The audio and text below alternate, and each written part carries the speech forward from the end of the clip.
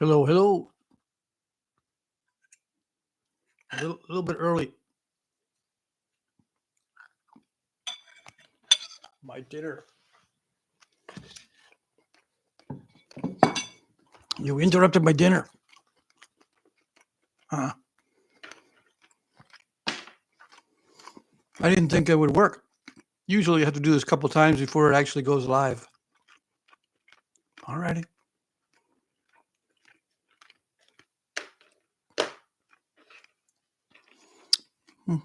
I'm ready.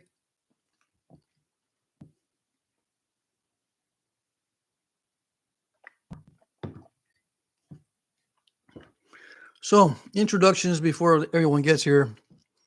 My name is Patrick. The channel name is Jack Crafty. I've had the channel for a while, but I started posting in 2011. So I've been doing videos for 14 years. Yeah, I've been napping for about 16 years. I've got over 2,000 videos. If you want to see something, just do a search and maybe I've covered it. I often get stuff in the mail as rock challenges. People want me to nap something, flint nap something on video that is either hard to nap or rare. So if that's the case, you can send me stuff. Just send me an email to get my address. My email is jackcrafty2@gmail.com. The Jack Crafty, one word with the number 2 at gmail.com. And then I'll nap your stuff on video. However, there's a caveat. There's a but, a big but. But I might not get to it right away. I've got stacks of stuff that I've received. Yeah, that I still need to nap. And some people have been waiting 1 year, 2 years, up to 5 years for me to nap their stuff. So just be aware. Hey, Jim Main is here. First one. You're not late. No, you're actually really early. I started early because I didn't think it'd work. A lot of times it doesn't go live right away, and I've got to do a rigmarole where I have to do 1 or 2 attempts. It interrupted my dinner because it started working. Yeah. So I was just doing the introductory stuff. What else can I say? Introductions. I goof around a lot on my channel nowadays. It started off kind of serious, but it didn't have a serious name. It started out as the Allergic Hobbit channel, but it was only Flintnapping.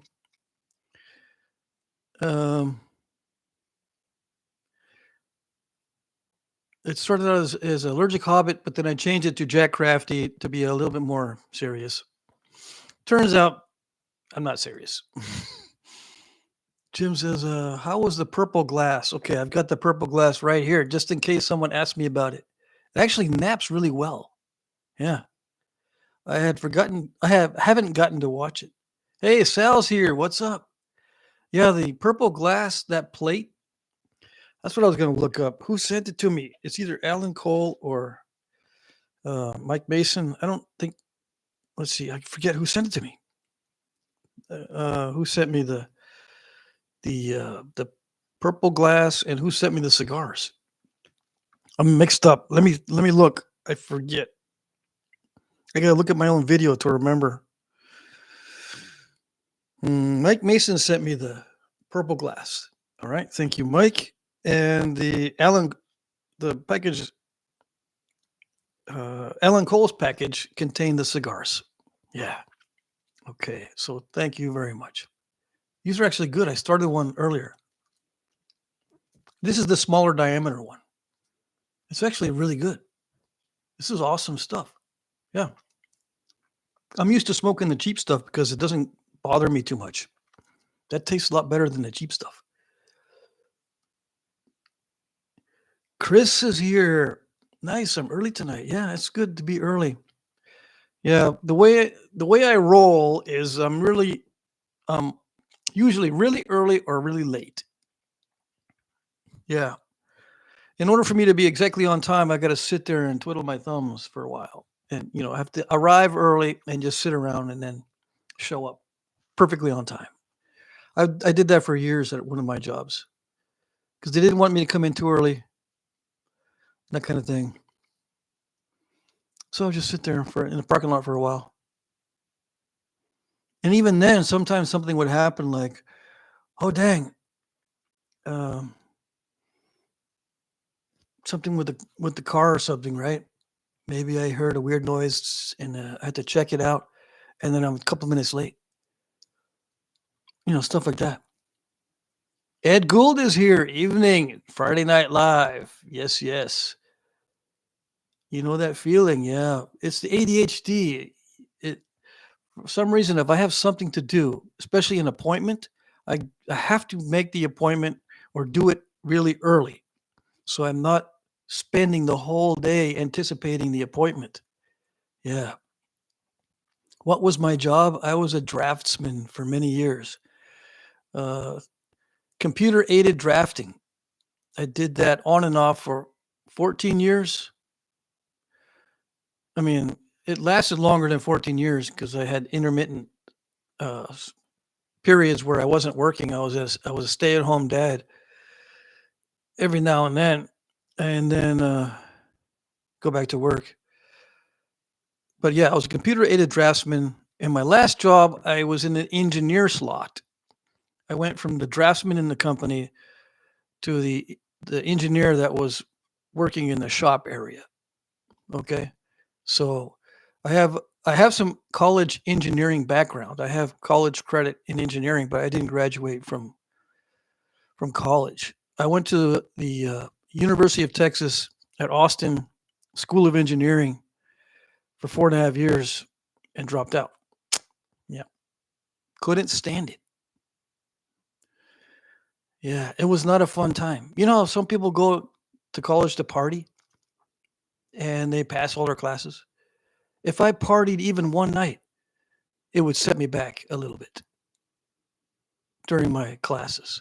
I had 6 hours of homework every night minimum, and I was only taking an average load of courses. So the engineering school at University of Texas is very intense.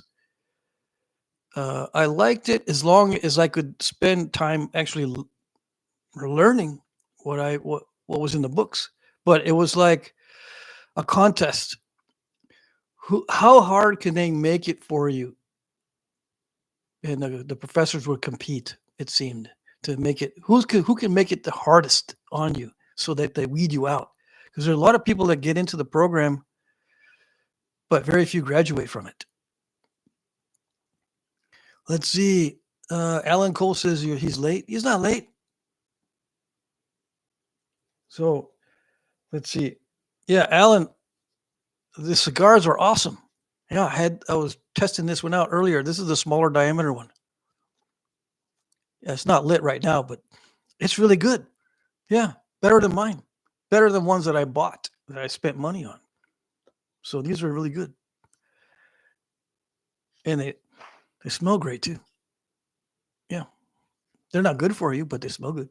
Smallzilla's here. Happy Friday. Norton Snail is here. I ran AutoCAD for a while. Yeah. I was running AutoCAD and MicroStation. And most of my drafting experience was with 3D modeling type of CAD, computer aided design software.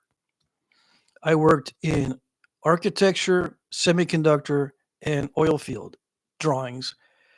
All of those involved process piping of some sort.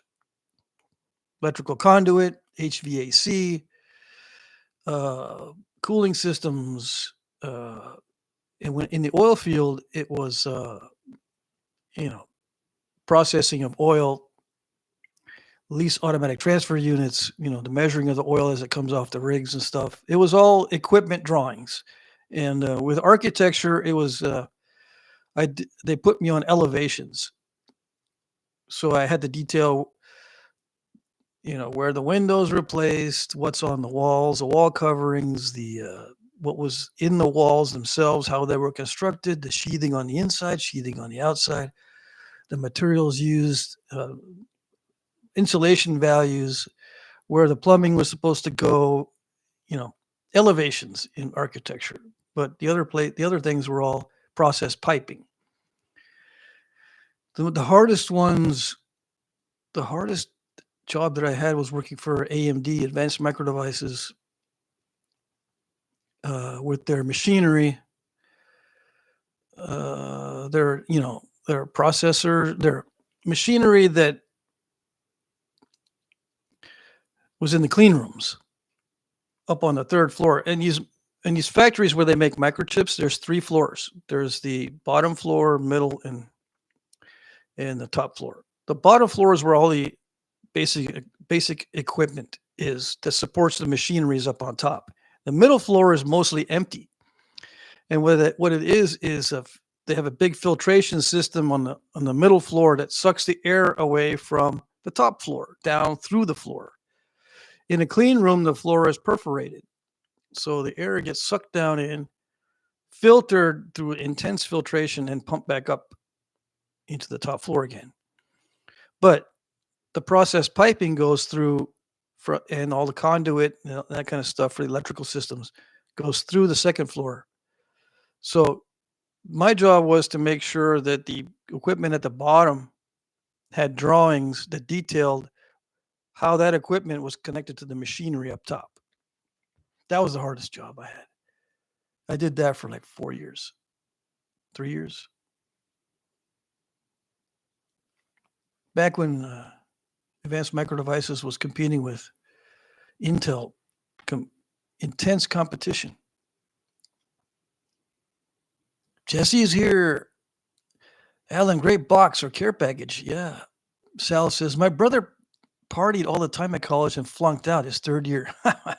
Well, yeah, that happens too. I didn't party at all, and I flunked out. And I was actually married all through college, except my 1st year. I got married in my 2nd year of college. So there's that too. Yeah. I'd go to class and people would see a wedding ring on my finger and they go, you're married? Yeah, married. No way. That's so weird. Why? Why is it weird? It's actually pretty great. Danny Moore gave me $5. Thank you, Danny. Hey, Danny N Doghouse is here. Hey, folks, must be Friday. I'm officially on vacation all next week, napping and fishing. That's all I'm allowed myself to do. Awesome. That's good. Yeah. It doesn't get better than that, napping and fishing.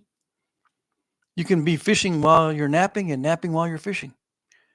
Ed Gould says, I dropped out of high school around 10th grade and went to work on a pipeline. Eventually met my wife, got married, and drafted and finished high school in the Army. You were drafted into the Army. That's no fun. What was I going to say about that? When I first started working for the oil field stuff, I actually worked on an oil rig for 2 weeks, 3 weeks. Yeah. And since I was new on the oil rig, they gave me all the crap jobs. Yeah. And this is what I was already in my 40s. How old was I when I worked on the oil rig? I think I was 41. I was already 40 years old, or at least. And yeah, they had me lugging around 100-pound bags of, I don't know what kind of thing that they use as a slurry. It's a powder that they put in to make a slurry when they're drilling.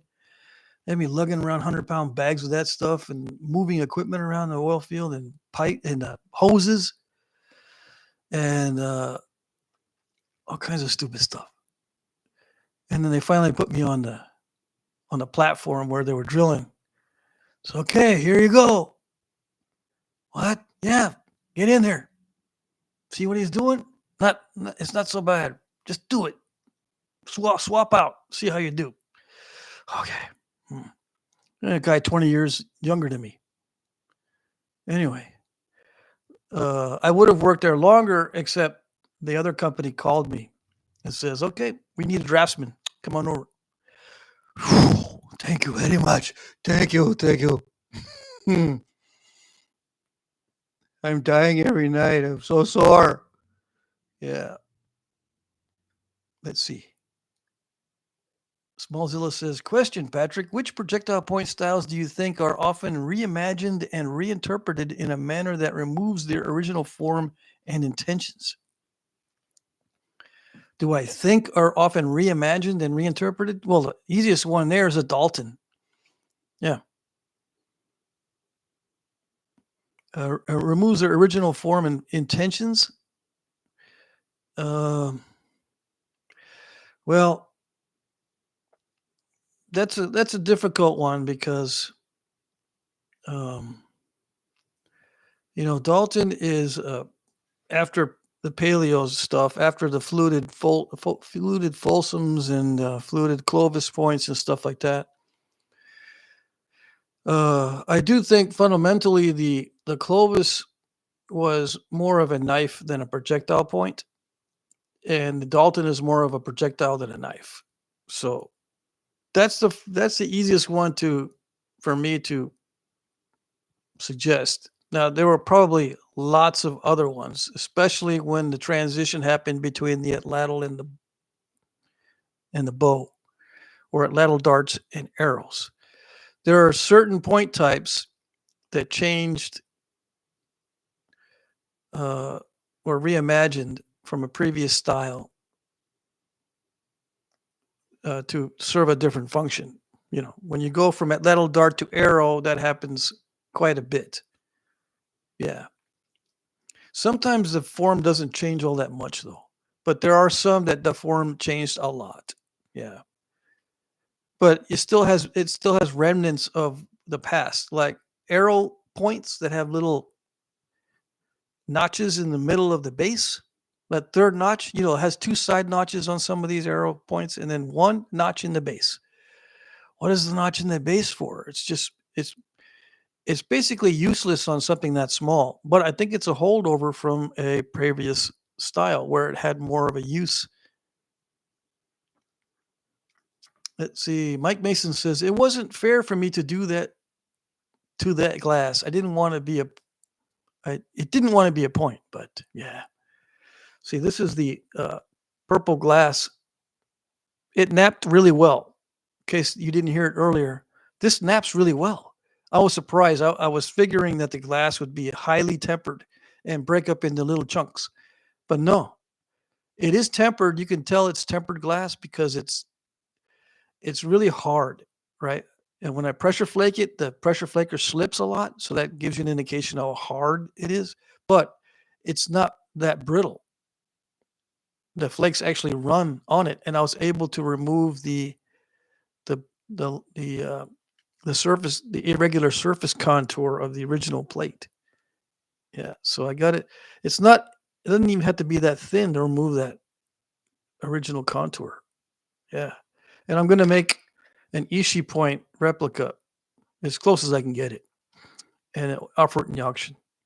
But I think I might just do the final finishing off camera. Yeah, because it's just so difficult to do it on camera and not break it. David Rushing says, great live. Hello. Love your work. Thank you. Thank you. Let's see. Mike Mason's here. Hey, Sal, I'm here now. Yep. Sal says, he was asking who sent the glass when it started. Yeah, I figured it out. Danny Moore says, bentonite. What's that? Mike Mason says, oh, I thought he was asking how it was. And Doghouse, Danny says, did they ever ask you to go to get the key to the V door? Nope, they didn't ask me that in the oil field. Nope. No. They had me moving equipment that didn't need to be moved. That was their funny thing. You what? You moved the air compressor? Yeah, they had me move it because they said we're going to use it over there. No, we never use that thing. Yeah, okay. I remember the air compressor. Freaking 400-pound. It did have a dolly attached to it, but dang it. Mike Mason says, I'm catching up, Sal. I see what you mean. Norton Snails here? Yeah. I'm 47. I work in a shop with a bunch of 23-year-old fellas. I can't keep up. It sucks. They also don't get my jokes. Yeah, that's a problem too. Humor humor changes as you get older. Yeah. Alan Cole says, I was given a job opportunity my sophomore year. It required a high school diploma or equivalent. I got my GED at 16 and accepted the job at the zoo. That's a good story. It was a defining moment, and now I'm enjoying animal medicine. Yes. I went when I was in college, I worked at the Performing Arts Center at UT, University of Texas, Austin. The Performing Arts Center where they in the shop where they built the scenery for their plays and operas and live performances. Live performances. And I got a chance to actually do woodworking. Yeah. But we worked with all kinds of materials. And we had to sometimes improvise. Like, oh, we forgot something in this scene and there's no drawings for it. You guys need to whip up something. I remember one time we whipped up decorations for a staircase. This staircase is supposed to be decorated, but it's just plain. We need to get it decorated ASAP. Just come up with something. So we had to come up with something. I remember that one. So we did these fancy little finials on top of where the handrails are, where they're connected to, and we just fancied it up. Yeah. Alan Cole says, Patrick, I swear that there was more stuff in the box. Yeah. Was there more stuff? I don't think so. It was still sealed when I opened it. Yeah, I know it's a joke. Let's see. Ralph is here. Hello, everybody. Don Reed is here. You made it for a little bit. Yep. Jeff Jin is here. Hello, hello. Rye is here. Do you have any videos of doing transformer glass? No, not transformer glass, but now that you mention it, I ordered today some insulators. They have chips and stuff in them, so I got them for cheap. I got like 8 insulators for like $30. So I'll be napping some glass insulators. Let's see. Mr. Jim's here. Hello, hello. Ferdo Joe is here. Hello. We've already been here for a while. I started early. Mike Mason says, well, I'm catching up, but I want to throw out my 2 cents on college. I was literally chased out by woke weirdos and feminists. Maybe I wasn't strong enough, just wanted to be left alone. Yeah, they were just starting the political correct stuff when I was in college. It was just beginning. Yeah. I mean, just beginning to be a thing. The political correctness. The political correctness became woke stuff. Yeah. Hopefully it's past its prime. Hopefully. We can only hope. Ralph says, hello, Killer Cork. Killer Cork is here. Oh, yes, he's here. Mike Mason says, hey, guys. Hi, guys, showing up. Tommy Taylor's here. About to ask who made it first, Keith or Ed. I can't remember now. I think Ed was here early. Ed says, not much funny anymore. I'm 74. Yeah, when you hear all the jokes and yeah, things are not funny anymore. Sal says, Mike M., my daughter left Texas State University for the same reasons, now at a local college. Yeah. I recommend trade school for sure, or local colleges. The big colleges, they start you off in big classrooms, lots of people in the beginning with your lower level classes, and they make it hard on you on purpose for no reason.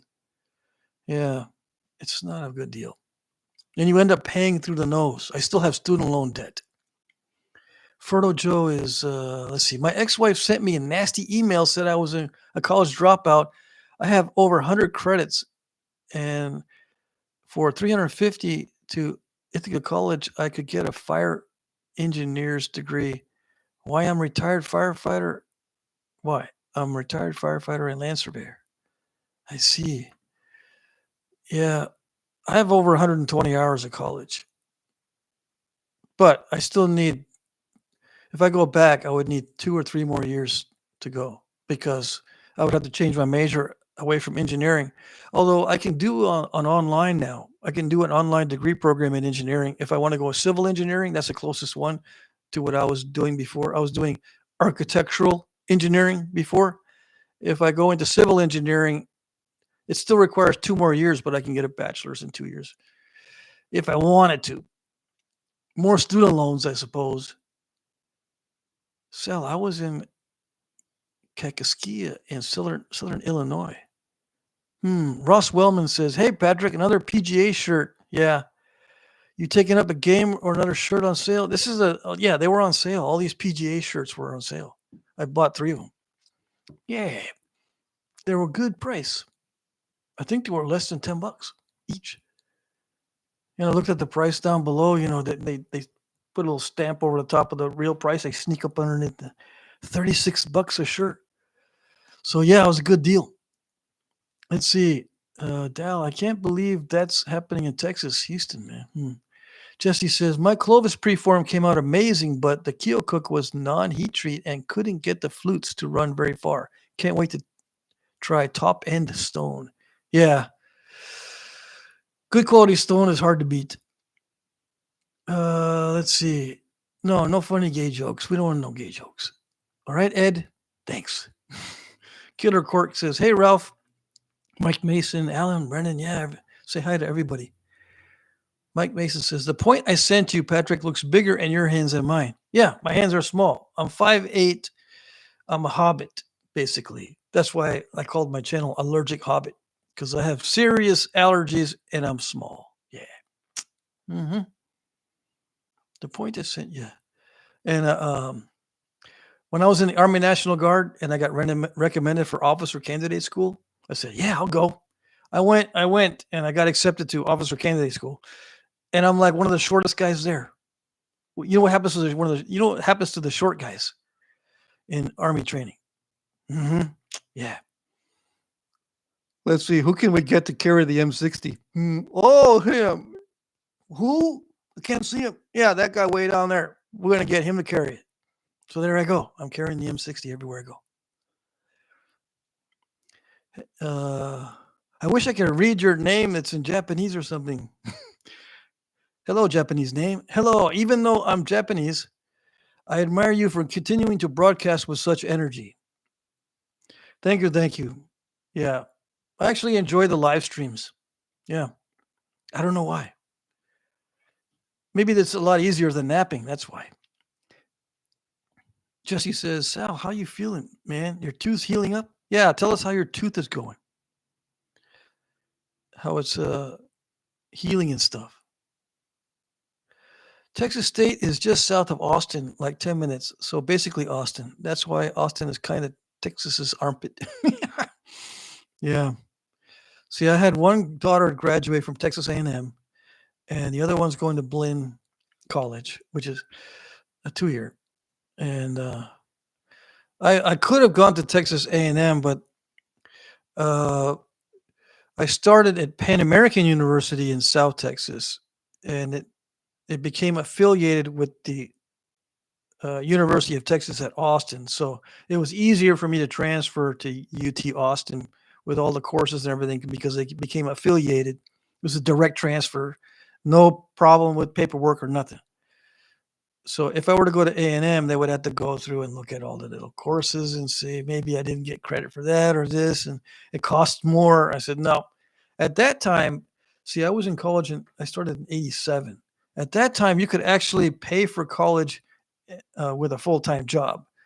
But being an engineering student, you couldn't have a full-time job. You could have a part-time job, which I did. And that was a pain in the butt. Still, hardly had any time for anything. But at that time, you could pay for your college yourself out of pocket. And then while I was just before I left, the tuition started going sky high. And then when I left college, I dropped out, and I went back to drafting school. The price for drafting school was like 10 times more than it was for engineering school. The prices had gone up tremendously for everything related to education. That's why I still have student loan debt. I paid for some of it out of my own pocket, but then it got way too expensive. Let's see. Yeah. Yeah, it's cool. We have someone from Japan watching.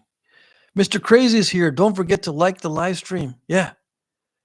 Mike Mason says, every time I use a bopper now, I think Killer Cork and hope to see it sync for a hookup.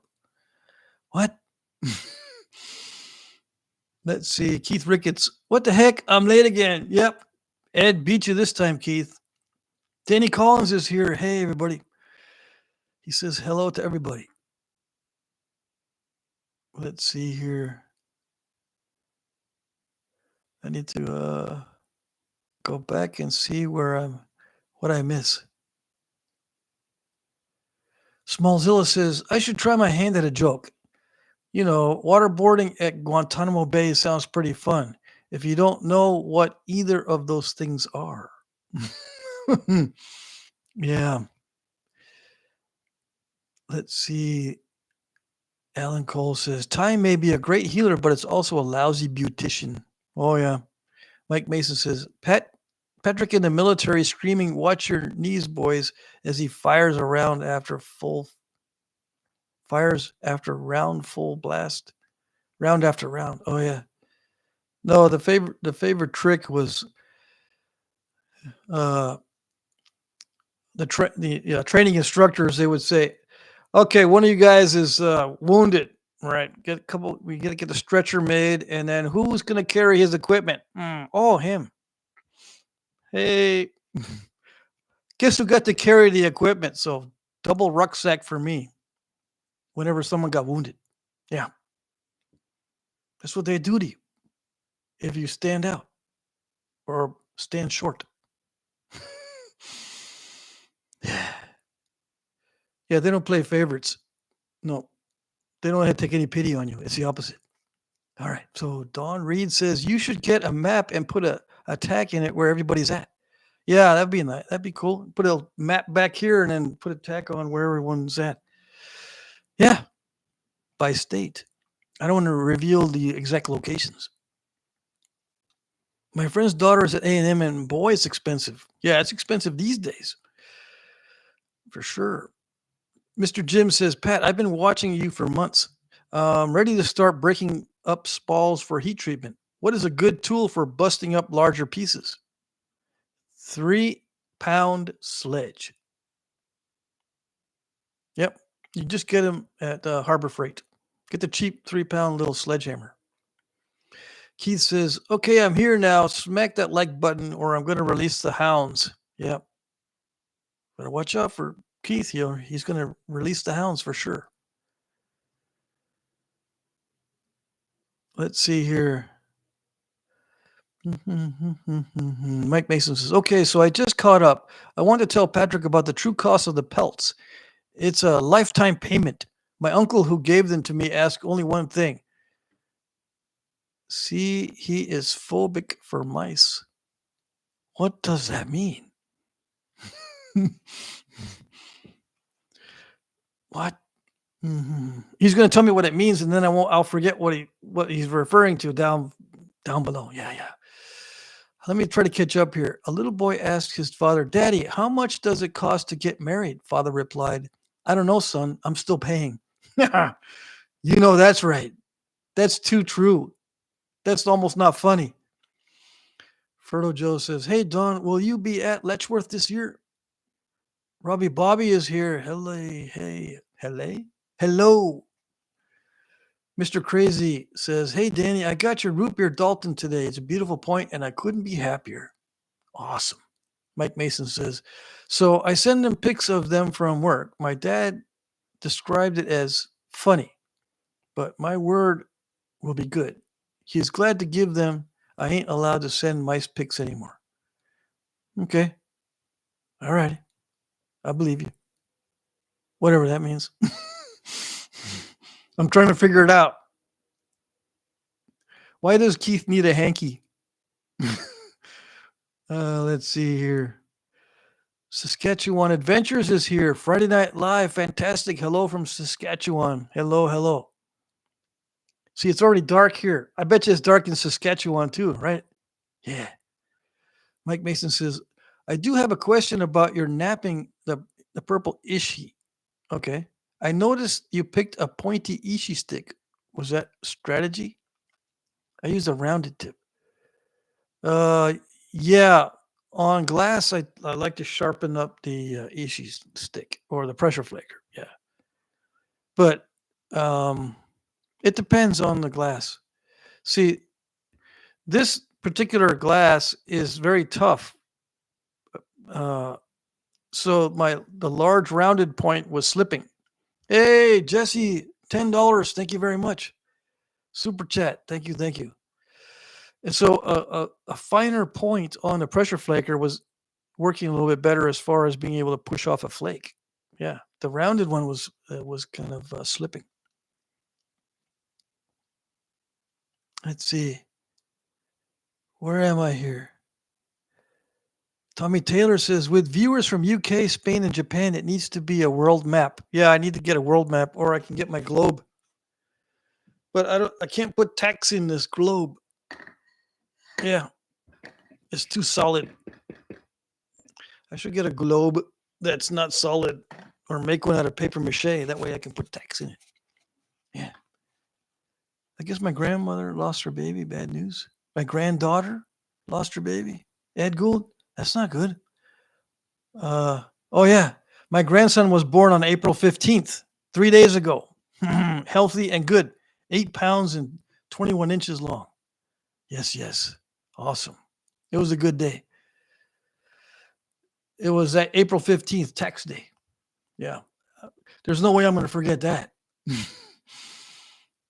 Yeah, Jim Main says a map is a cool idea. Yeah, I think I'll make a globe. That way we can put in everyone from other countries and stuff.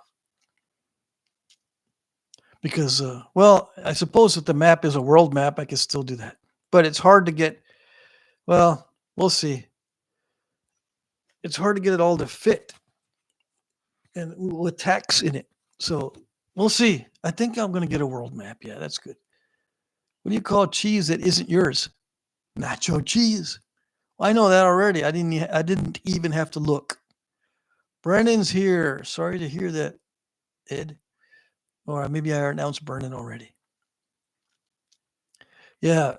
Prayers go out to her and you for Ed and his granddaughter. Yep. Mike Mason says, well, apparently he almost throws his phone when he gets the mice picks. Now I can't pick on the old fella anymore.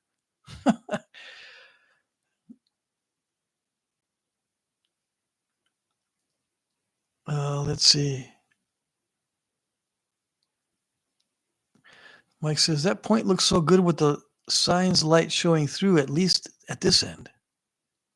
Awesome. That's good. Yeah. Let's see. Yeah, it looks kind of cool. It looks very cool.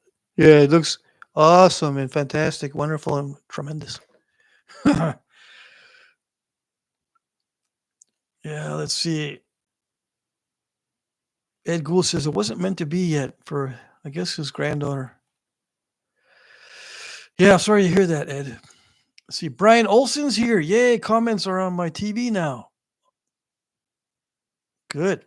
34% of you watch me on TV. I remember that from the statistics on my analytics. Analytics give you lots of statistics.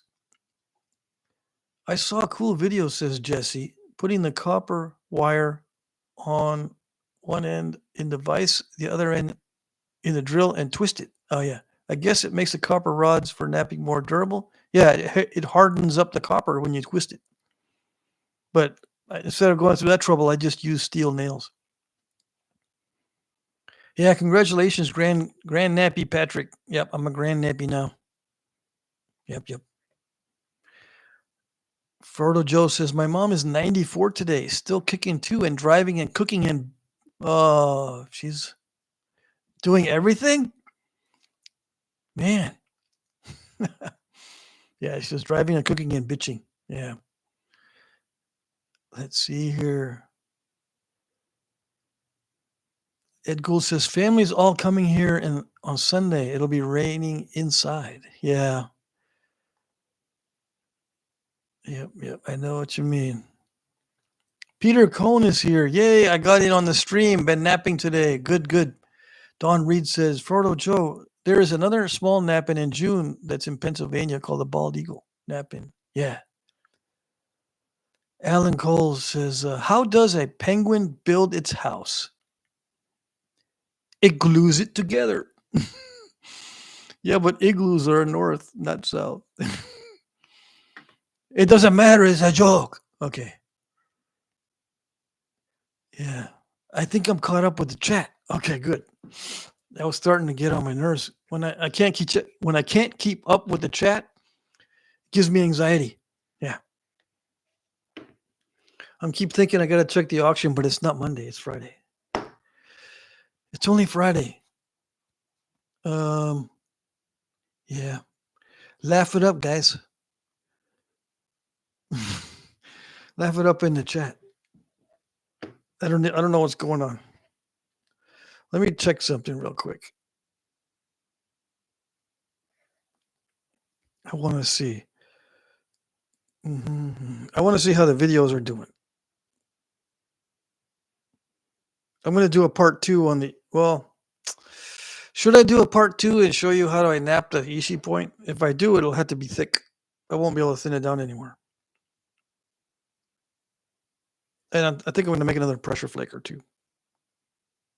Yeah. The unboxing video is not doing that good. What's up?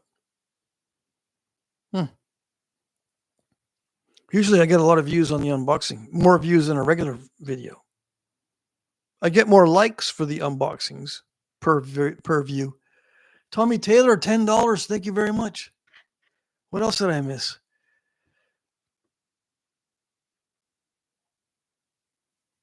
Let's see.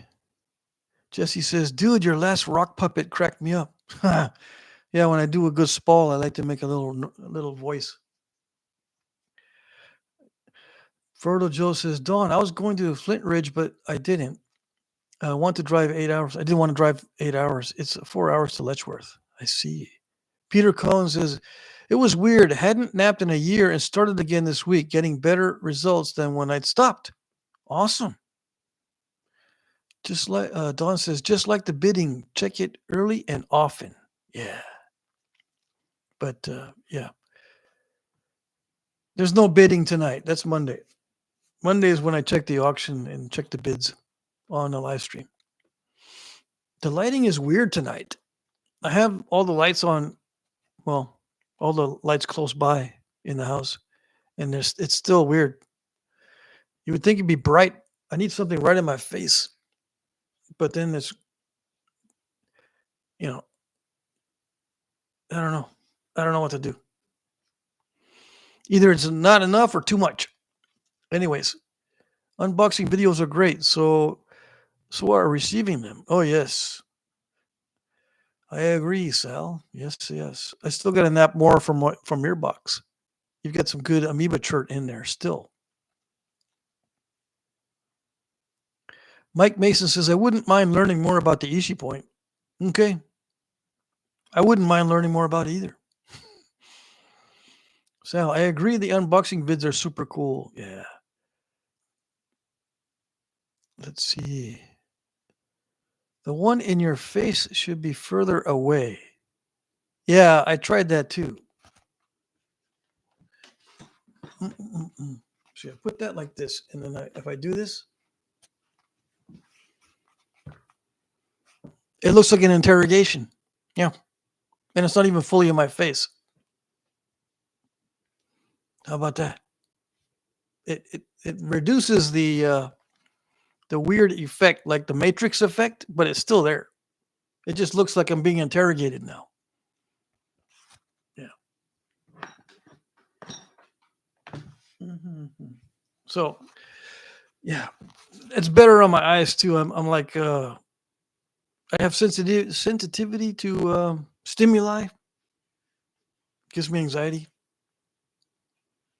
I don't like, unless I'm in the zone, I don't like loud noises or bright lights. But if I'm in the zone making something, I can listen to loud music in the background, or I can be working with an intensely bright light.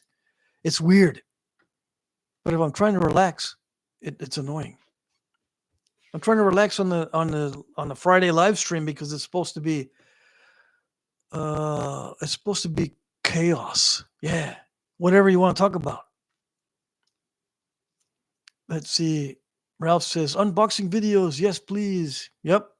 I've got one more today too. No. There was a package that got sent to my old address in Texas, and my daughter's sending it to me. Yeah, but the package that I got from at my old address in Texas got there like 6 months ago or something like that. It was a while ago. She said, "Dad, I've had this for a while, and I keep forgetting to tell you." Is she like me or what? Let's see. It says could be the pig lamp messing with the camera. Yeah, the pig lamp messes with everything.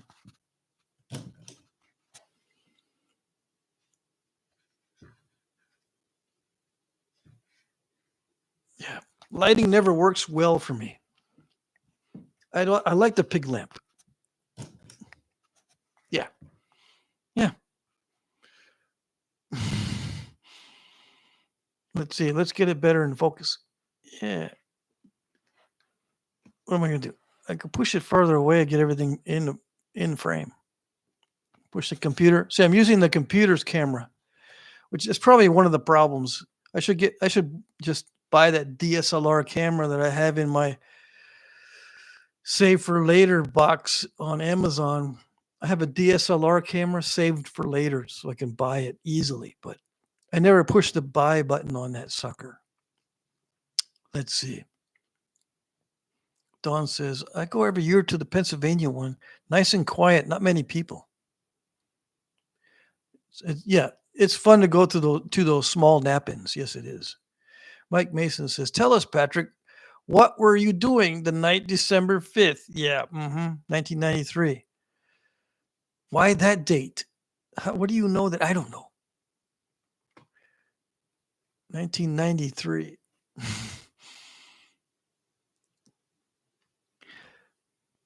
Killer Cork says, Mike Mason, you got to explain bopping and think. Killer Cork, hope to see it sync for a hookup. What you talking about, Willis? Yeah, what are you talking about, Willis? Mike says, sorry, it should have said bobber. Oh, okay. That still don't make sense. Let's see. Bushy says, Dawn, I have to buy rocks. Lots of rocks.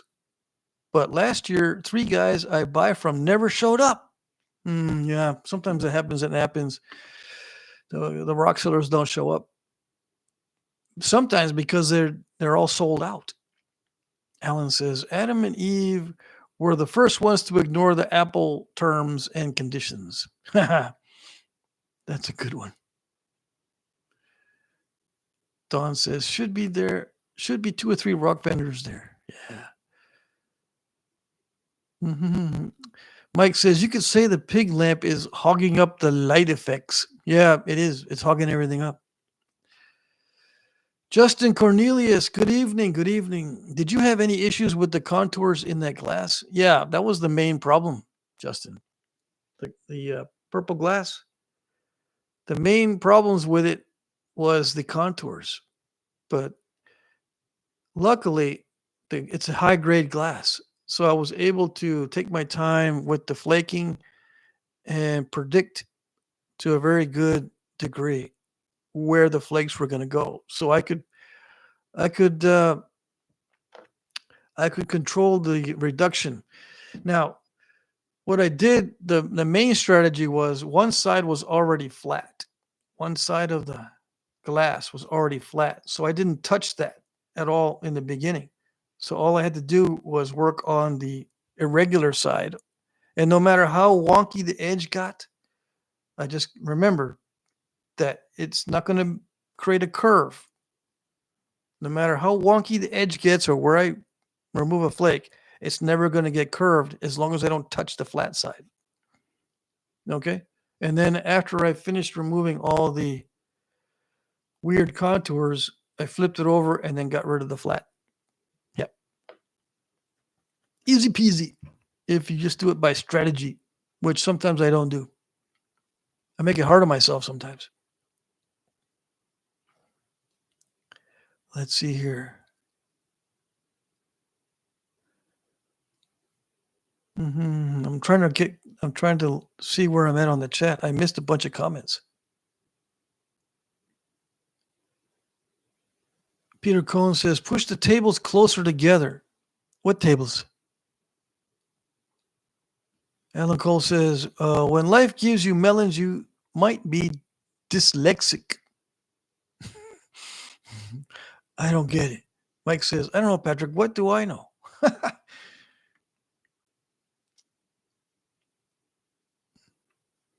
What do I know? I don't know. What do you know? I don't know. See that? How do I know something? I don't know. What do you know? I don't know. Michigan Turkey opener tomorrow. Yay. Peter Cohn says, I think I was in third grade, December 1993. Still believe in Santa then. Yeah. My belief in Santa got extinguished pretty fast. I think I was in first grade because my mom knew somebody that would come over or visit people in a Santa costume. So on Christmas Eve, he came over to our house, and I go, "What? He's in a costume." At first grade, I knew he was in a costume. I go, it's not Santa Claus. What is this? And then my mom was all like, "Can you hear the reindeer up on the top on the roof?" And I go, "Yeah, the reindeer, Santa's reindeer up on top. Can you hear them kind of the prancing around? You can kind of hear their footsteps a little bit." I go, "Okay, yeah, okay." And Santa's here to say hi. Hey, Santa. Hello. So yeah, I became skeptical even at that age, but it still was a cool thing to celebrate Christmas. Yeah. Oh yes, I still liked it. It's still one of my favorites. Halloween and Christmas are my favorites, and it's strange because they both involve costumes. Yeah. Jesse says, I made some awesome boppers with Aquaplex handles, brass caps on the back end, and domed caps. Got the doming kit. I added weight on the end inside the tube. I see. Frodo Joe says, I still have a beer or two with Paleo Man 52. I think you're talking about Letchworth. Ken W. Yeah, Paleo Man 52. Ralph says, Sal's dog loves apples. Yeah, that's what I heard. Mike Mason said, third grade also. It's coming back to me now. Make it stap. Killer Cork says, good luck in the hunt, Ralph. Yeah, good luck with the hunt. Sal says, hey, what's the most common length for Native American arrows? The most common length, well, I don't know the most common, but the average is around 24 inches. I think the average is 24 inches. According to my research, with a lot of the draw lengths averaging out about 20 inches. Yeah. 20-inch draw lengths and 24-inch total arrow length. But it varies quite a bit. There's many exceptions, but I think I got the averages back in the day.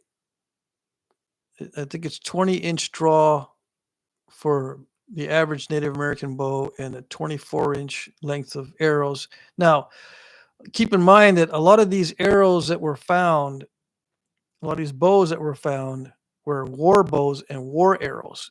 All that equipment is more compact. So for hunting, I believe the arrows and the bows were much bigger. We have most of our records as far as the Native American arrows that still survive were used in war, and they were captured after fights. Okay. That's why we have them in museums. A lot of times they're captured after the fight. That sort of thing. Let's see. Jesse says, does adding lead inside the domed caps help to keep the copper caps from smashing in on harder rock? Yes, it does. It helps quite a bit, actually.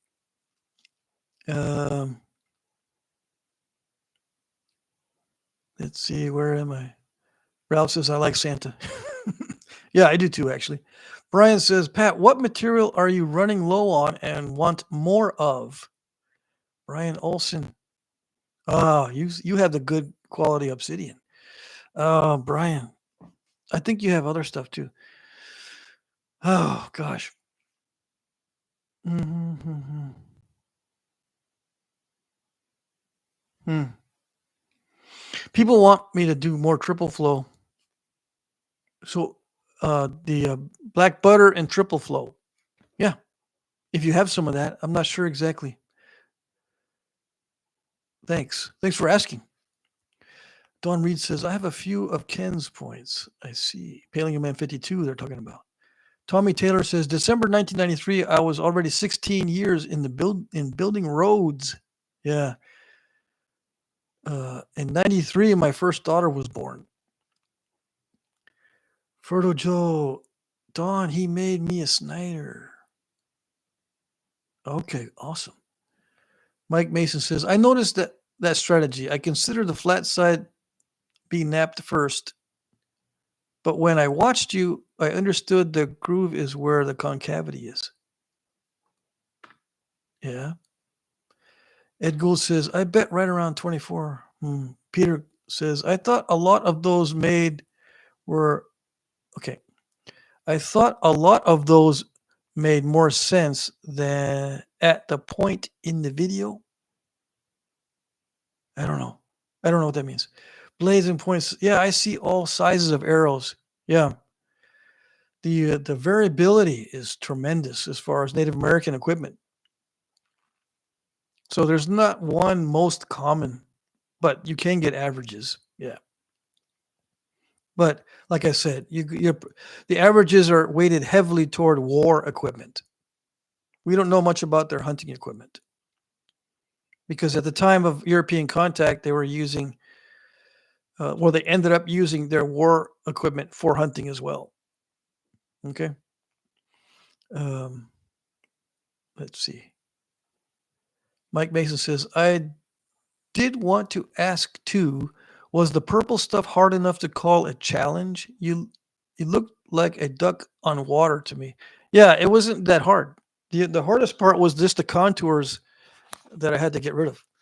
The glass itself is excellent. High grade glass. Alan Cole says, dinner time on the West Coast, fixing to face snap some steak and eggs. Yeah, perfect. Very nice. Peter says, oh, dang, those are short arrows. Yeah, they were short arrows in many cases, especially for warfare. Why?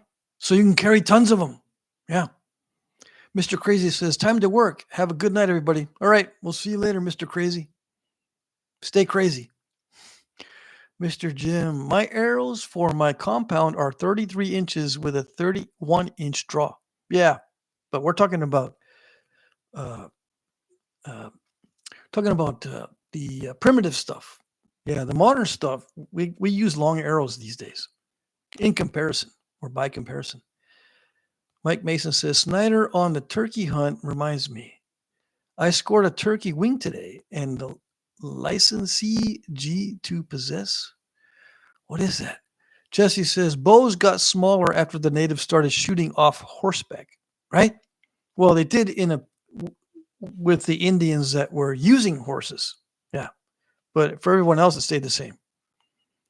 But yeah, generally the equipment got smaller if the Indians started riding horses. Not all Indians, believe it or not all Indians who had horses would ride them. And not all Indians that didn't raise horses were expert horsemen. They would capture other tribes' horses. So some the horses in the New World were treated differently with different tribes. Some would just eat them, hunt them, and eat the horses. Some of them tamed the horses and started breeding the horses, uh, and didn't ride them very much. Some of them were doing everything: capturing, breeding, riding, using them for war, like the Comanches. They would do everything. The horses became part of their culture. But like the Apaches, some of them were mounted and some of them didn't ride horses. And it was all mixed up. So it's hard to say for sure exactly that bows got smaller with horses because not all tribes treated horses in the same way. Okay. Uh, so yes, if like with the Comanches though, I think their equipment stayed the same. But with other tribes, uh, other Plains Indians tribes, I think the equipment did get smaller to the point where it almost looked ridiculous. Yeah, I saw some pictures of very, very small bows. I mean, really tiny, under 30 inches long for horseback, and the arrows were tiny. But I don't know how accurate that was. They might have just been built for ceremony, and they just staged the photos.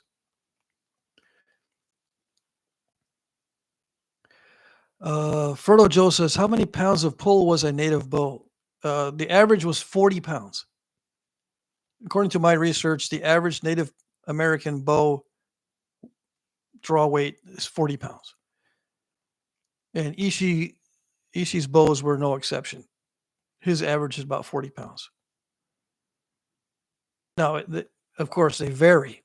Some are as low as 20 pounds and some went up to 60 to 80 pounds. It depends on the use.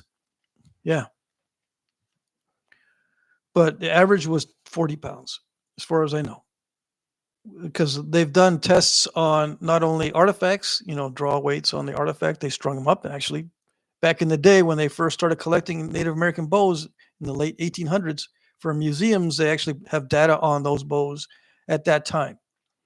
What was the draw weight? And Sexton Pope did some research on them too. And there's data that Sexton Pope published on the strength of different Native American bows from the West Coast. Hey, Brian, I'm running out too. Just kidding. All right. Brian Olson, I'm heading out to the Buttes next month, says Alan Cole. Maybe we can meet up and get Patrick some material. Yeah. Meet up and haul out some big stuff together. Actually, no. Don't need to send me anything big. In fact, it's better that you don't. So people don't bug me. Hey, I saw that you had a big chunk in one of those boxes. When are you going to nap it? When are you going to nap it? When? Do it. So I can say, I don't have any more big stuff. And they'll go, and they'll go elsewhere. And I'll say, see ya. Don't let the buffalo robe hit you on the way out. Ralph Snyder says, Alan, steak and eggs is fantastic. Yes, it is. Dawn Reed says, Sal, I started watching some of your videos. Yay, Sal's audience is growing. Sal says, thanks, Dawn. Mike says, Mr. Jim got the reach of a boxer. Yeah. Well, I can draw pretty far with the compound. My normal draw length is like 26, but when I had the compound bow, I think my draw was 28. I can't remember now. I think I do a 28-inch draw on the compound bow, but a 26 on a regular bow. On a traditional. Yeah. Let's see. Peter Cohn says, were the arrows you showed us before with the river cane and wood combo short war arrows? Were the arrows you showed us before with the river cane wood combo short war arrows? No, they weren't short. I mean, some of them were short, or at least one of them. No, those were from a cave or some other, yeah, probably from a cave or the ruins in the Southwest where they were preserved for thousands of years. The ones that I showed on video that were compound arrows with cane, you know, or Phragmites reed, they were Anasazi or ancestral Pueblo arrows, replicas of stuff that was found either in the ruins or in the caves in the Midwest, in the Southwest. I don't think they were war arrows, but you never know. Brian says, Ellen, yeah, I want to get out there to the buttes, just waiting for a week of sun. Emery goes every Friday and Saturday, so I'll probably go on a Saturday. Let's see. Lost Pony is here. Probably bows get smaller when you get pushed into new areas with less resources. Yeah, that could be a possibility. Yeah. Let's see. Ellen says, sounds perfect, Brian. Message me when you're planning on getting out and I'll try to meet you. Awesome. Getting back to this topic about getting pushed to new areas with less resources, by the time the Indians were being pushed into new areas, they already had firearms. They got firearms really fast. Not all tribes transitioned to firearms, okay, but most of them did. Uh, the Plains Indians, some of them kept their arrows, but they also carried their firearms along with their bows and arrows. Okay, so they would exhaust their arrows first and then start shooting. At that time, it took a long time to reload. Okay, it's still during the Indian Wars that they call them, it still took time to reload. So they would carry arrows and bows as well as their firearms. But when they started getting pushed to new areas, they had already been trading with Europeans for centuries. So they had modern knives, modern uh, arrowheads made of steel, pots and pans, cooking equipment, and stuff like that, and wool blankets. European goods. Um, the resources. Sometimes they actually brought their herds of sheep with them and stuff like that too when they moved. They were already partially assimilated into using European technology.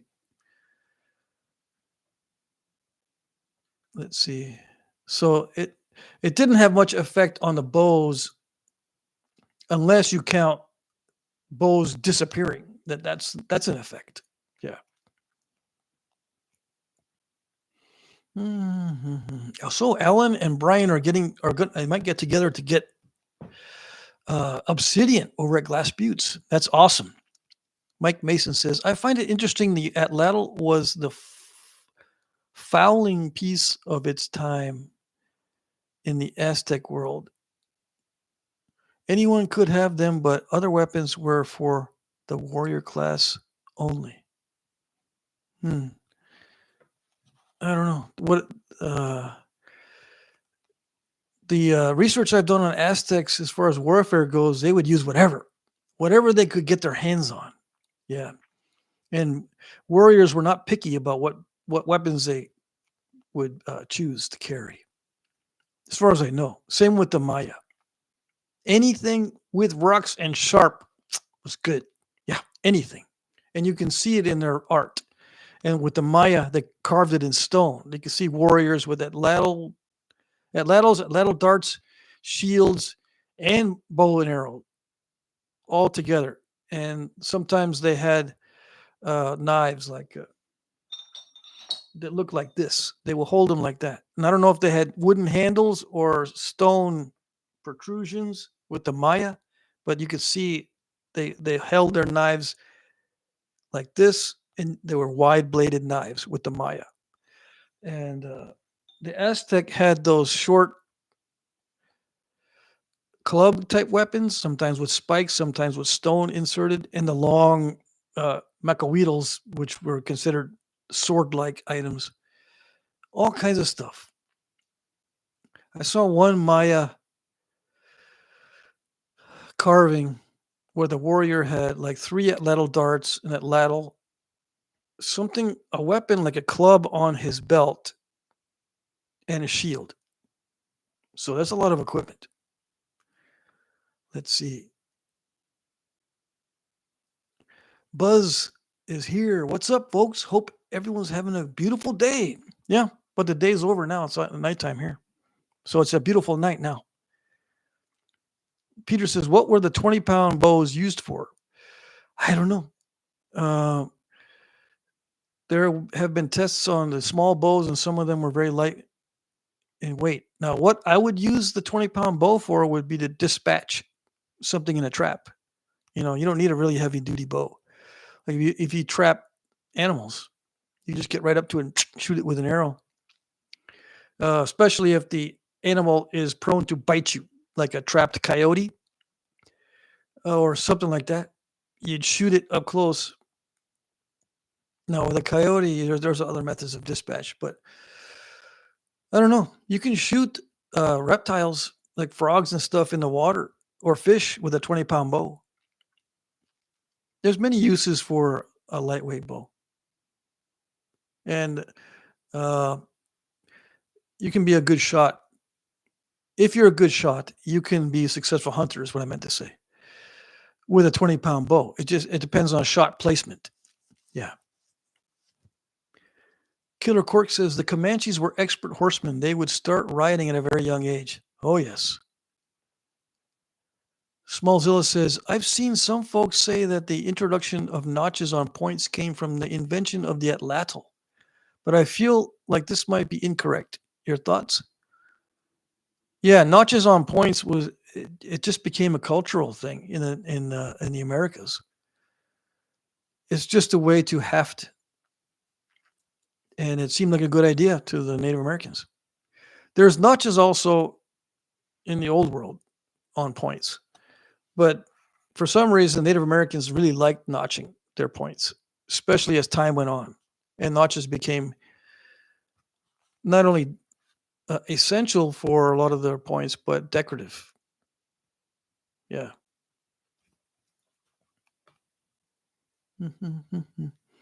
You sounded kind of technical there. Yeah. Mike Mason says, I think atlatl tech predates the bow. I may be misinformed. Well, that's what they think. It's thought that atlatl darts preceded arrows, mainly because the atlatl and the dart combination are much easier to construct and requires less intelligence. But I think it's the same. I think they were developed probably around the same time. But they have evidence of atlatl darts, maybe indirect evidence that goes back much further than the evidence for bows and arrows. But I think they were probably developed around the same time. You know, I guess we're talking about thousands of years here. I don't know. The bow is not that difficult.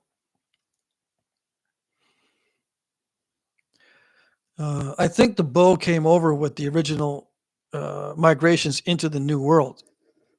Okay, I don't think the bow was developed as recent as the evidence is. I think even though there's not much evidence for bows existing with the original migrations 12,000 or so years ago, I think it's logical to assume the bow came over with the first migrations, even earlier than that, because they came over with domesticated dogs. They came over with high-tech boats in order to make ocean crossings and to skirt along the coastlines. They'd have to have high-tech boats, high-tech skin-on-frame boats and stuff like that.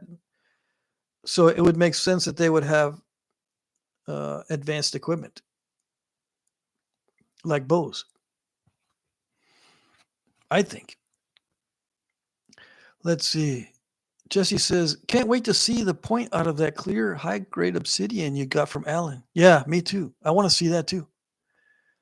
Mike says, I draw 29 inches. I was taught to put a yardstick in the center of your chest and reach down with your prayer hands. Yeah, where your fingers reach the furthest.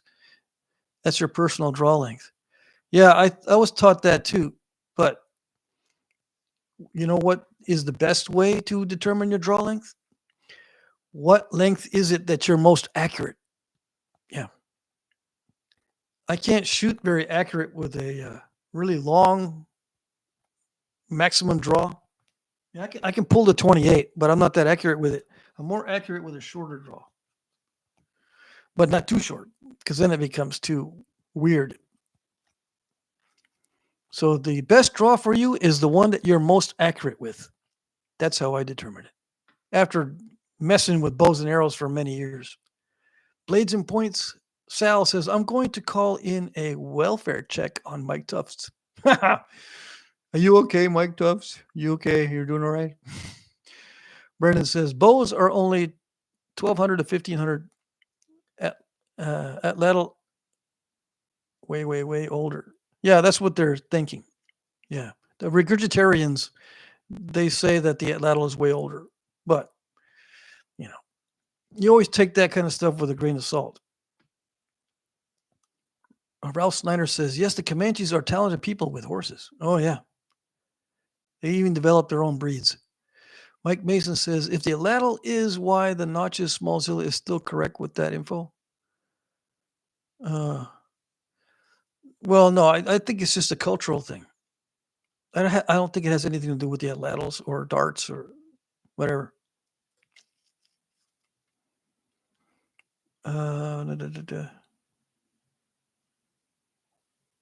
Mike Mason says, I guess the difference could be spear tech. What's spear tech? Lost Pony says, and firewater. Yeah, alcohol was developed in Central America long before the Europeans arrived. Yeah, those Central American Indians were drinking alcohol for many years before Europeans set foot. Ralph Snyder says, yes, where is Mike Tufts? Yeah, where's Mike Tufts? Lost Pony says, Aztecs had microbladed things of all sorts. Oh, yes. Killer Cork says, I definitely got to make a trip to Glass Butte sometime. Yes, you do.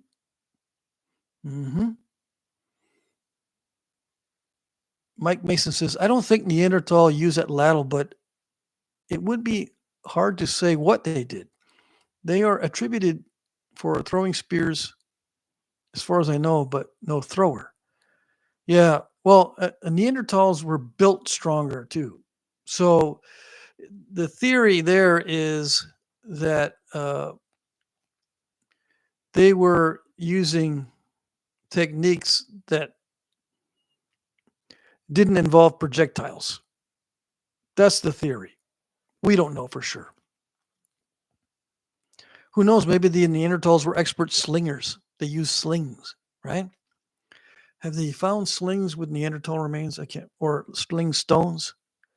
I mean, you never know. I mean, slings work pretty darn good. Sling stones can take down deer and all kinds of stuff. Hit them in the head. Yeah. Brendan says, yeah, the ice melts have given pretty solid evidence to Atlatl being much older ice deposits and bows only being stuff in the past 1,500 years. Really interesting. Yeah, we have solid evidence of that for sure. Of those timelines, yes. They have found bows in the peat deposits in Northern Europe that are much older than that, like 30,000 years. Is the oldest bow fragment 30,000 years? Maybe someone can correct me on that. They have found maybe 28,000 years. They're finding bow fragments and stuff like that within the peat in Northern Europe, fully preserved.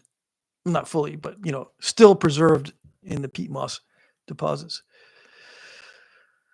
Keith says, I'm actually teaching my son how to make a bow right now. Awesome.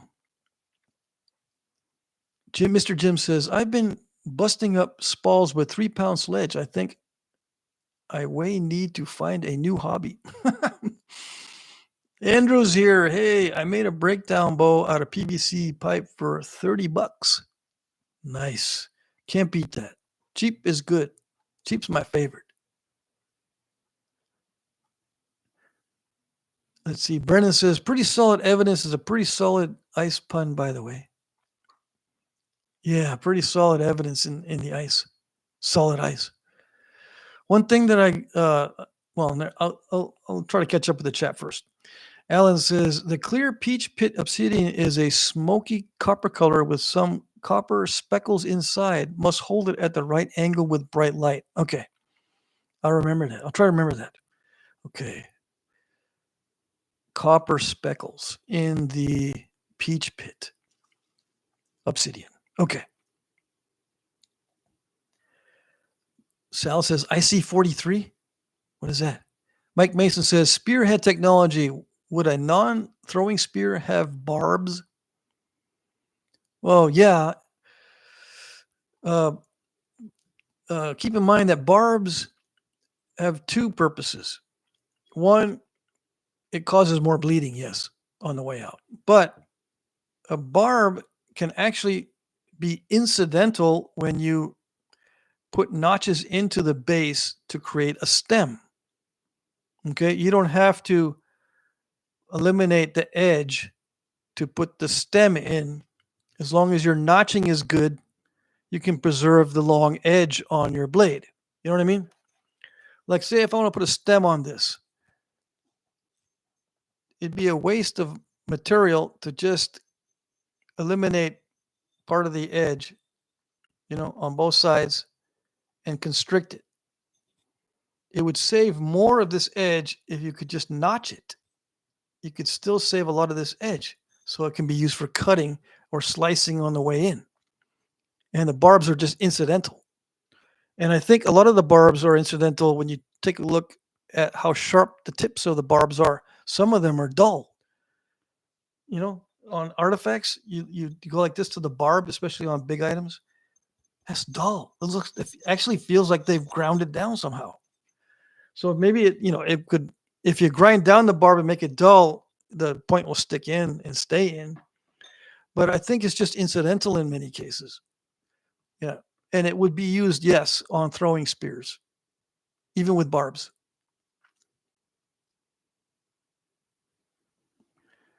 But I'm just using logic there. The evidence is very sketchy.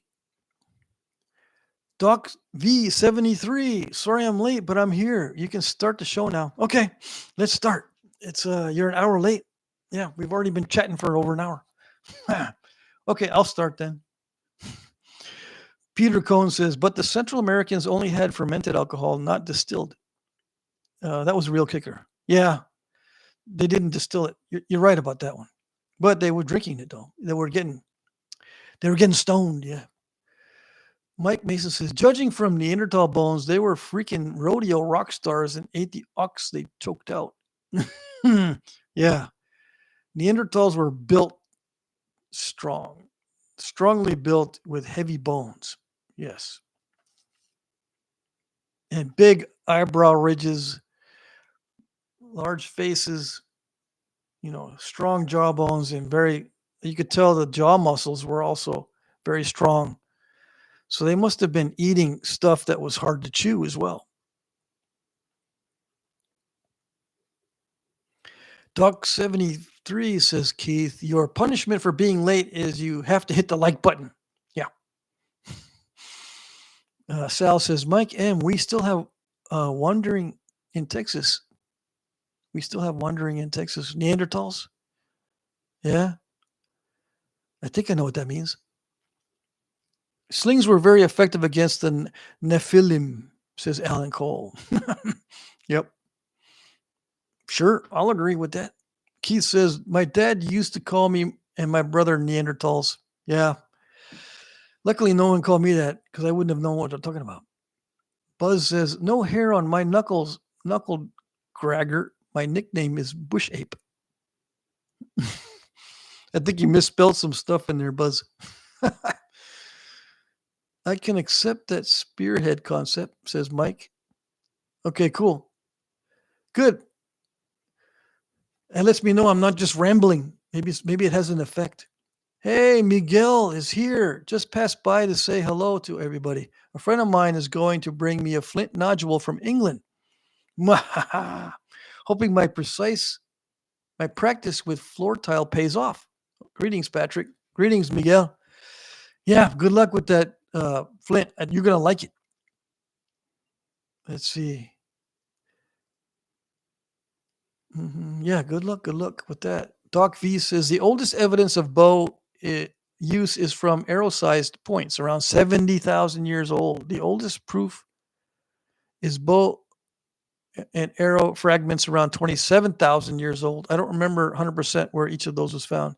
Yeah, the 27,000-year-old date, I think it's from Northern Europe in the peat bogs or the peat deposits. But you're right about the arrow-sized points, around 70,000 years. And around 70,000 years is how old they think the heat treating technique is as well. They found evidence of heat treating that's 70,000 years old. Got some confirmed corn-fed dudes here. Mike says, Sal, you got to check out where the corn is grown commercially. The bread basket. Yeah. Dalton McCormick's here. I've been watching your show for 3 to 4 years. I learned a lot from you. Thank you. Thank you. Alan says, Sal, we have the rainbow hair version up here. Oh, dang. Yeah, Alan Cole lives up in the far west. No, not far west. The northwest coast.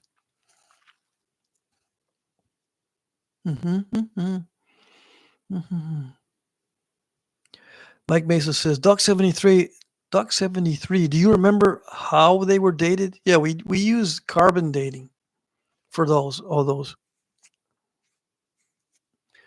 The most of the evidence for tools made by hominids comes from carbon dating because it's still too young for geological dating, where they date the stones. But I mean, when they date the layers of stones, they can date layers of stones. A lot of the hominid tools appear relatively recent in geological time, so we use mainly carbon dating for that kind of stuff. But we can't date the rocks themselves. We date the surroundings of the rocks, mostly hearths and animal remains, if there's any. But mostly from the carbon that they would burn, from the wood they would burn, and they leave the carbon in the hearths and stuff.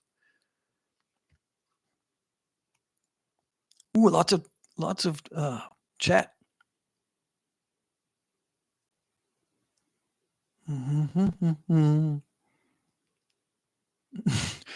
Mike Mason, I thought it was just Houston where those Neanderthals were. I guess it's spreading. Yeah, probably. Dalton says, I was born and raised in Midland, Texas. Are you still there? Because that's where my other house is. Yeah, this is my dad's house. I'm in Vermont right now. Some people don't realize I'm in Vermont. This is my dad's old house. It's a tiny house, but I'm living here now. My other house is in Midland, Texas.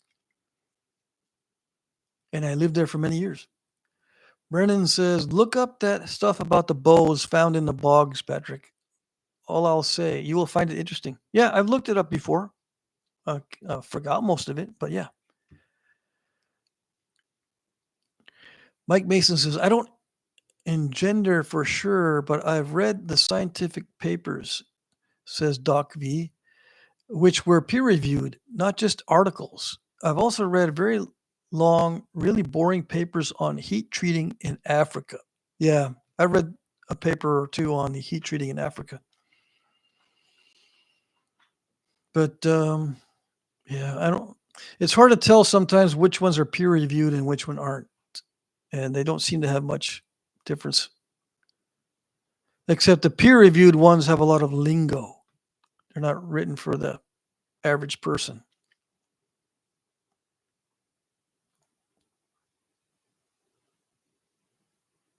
You know, it's like trying to read legalese written for lawyers. When you read peer-reviewed articles, it's written for people within the community and not for us. So they use all kinds of weird words. Mike Tufts is here. Good evening. Good evening to everybody. Mike Tufts is in the house. Mike Mason says, can a stone be carbon dated? No. Or just a surrounding carbon? Yes. Could they have been a cache? Okay, so are you saying that right now? Yeah.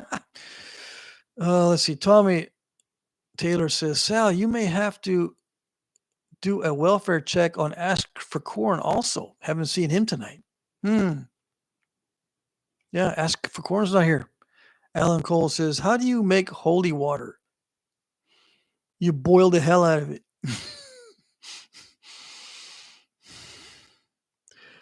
Let's see. Blades and Points.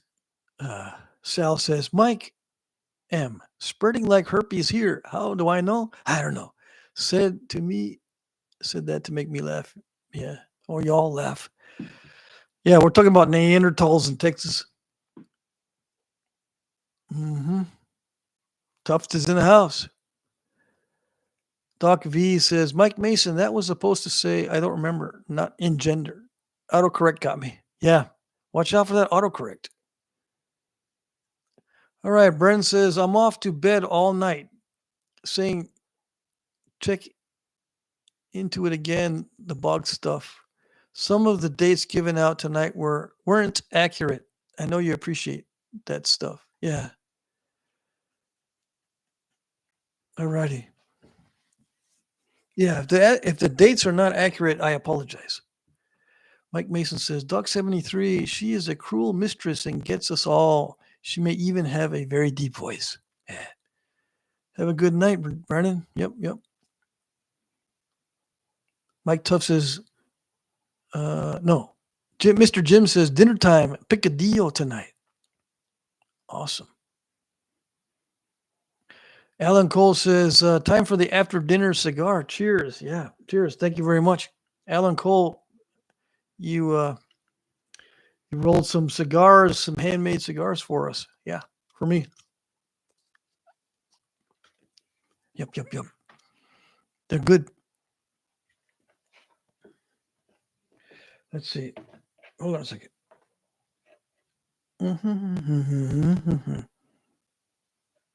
Yeah. Okay.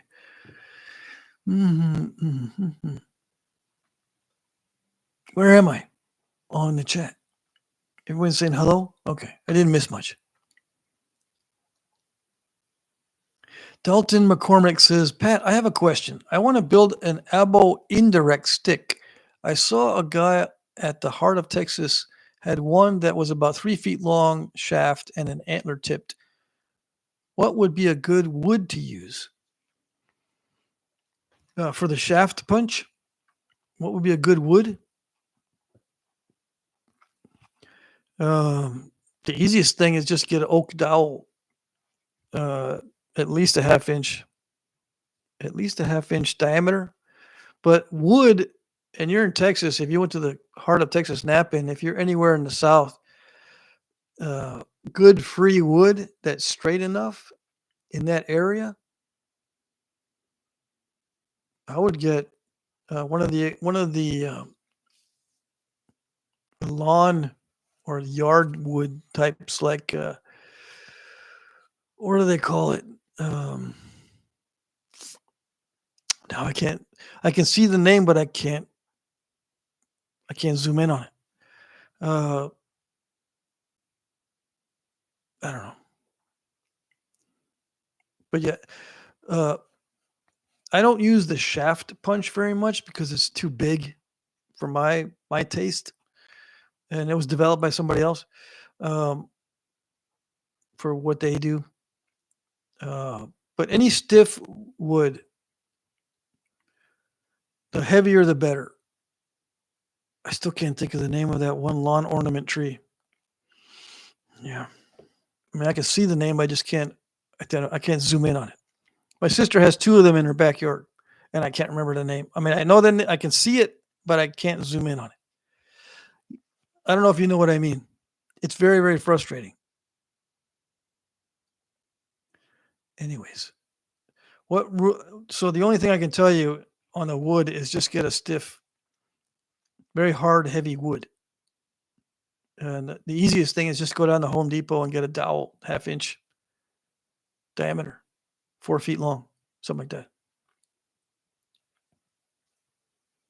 7/16 or whatever they got. Dalton, I'm in the hill country in Texas.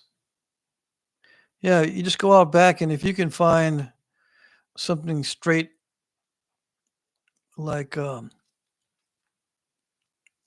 mesquite, if you're lucky, sometimes you can find straight, or it might have a little bit of a zigzag to it. That's still okay. You can use a zigzag stick. Let me see. I'm trying to think here. There's a lot of wood in Central Texas. But it's all crooked. There's a live oak, and there's cedar elm, and there's all kinds of trees out there. I'm still trying to think of that one lawn ornament tree that's really good. Not only for tool handles, but it's good for arrows, and I think you can probably make a bow out of it too. I just can't remember the name.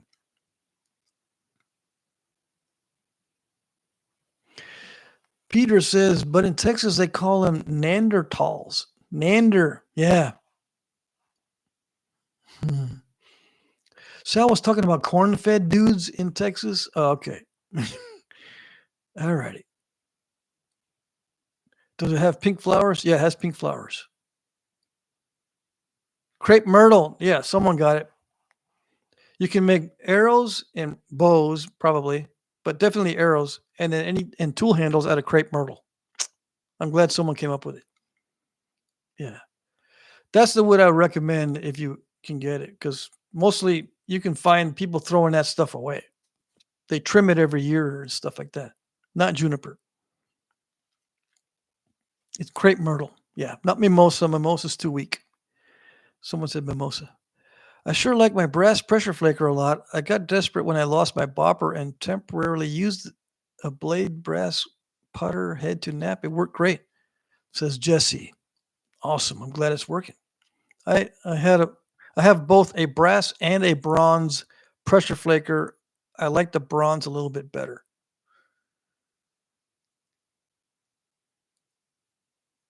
Shagbark hickory can work, but it's all crooked. Yeah. You can split out hickory trunks. If you can get a hickory trunk, you can split it out and, make a good shaft. A good tool shaft. Yeah.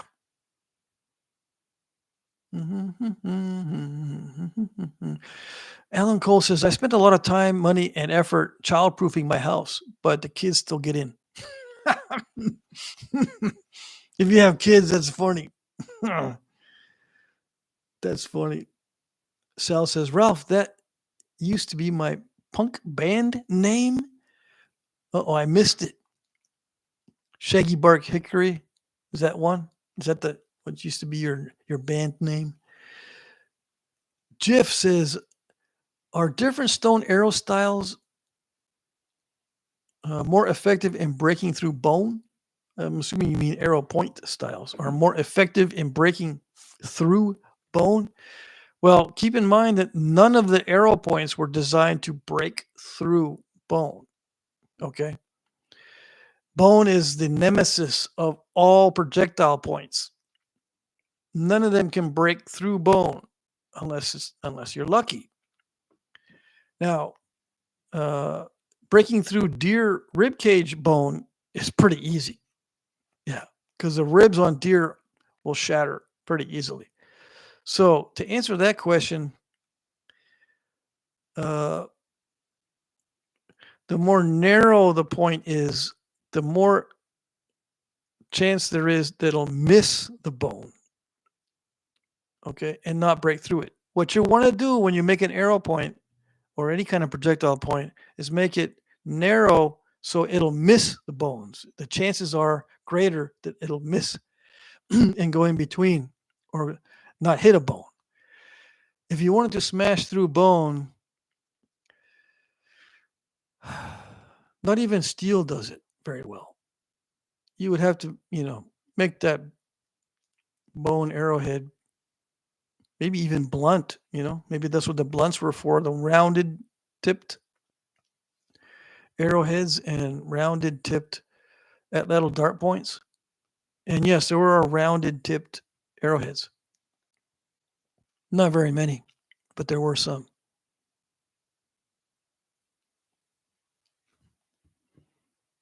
Let's see. Keith says, yes, tell me. I sent, but looking through the, I'm trying to read through the chat here. The guy had honey locust. Who's talking about honey locust?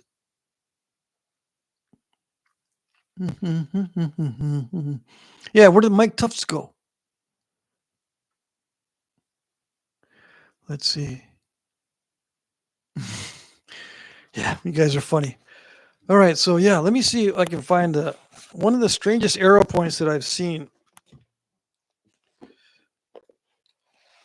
And I think that that might qualify as one that would actually break a bone.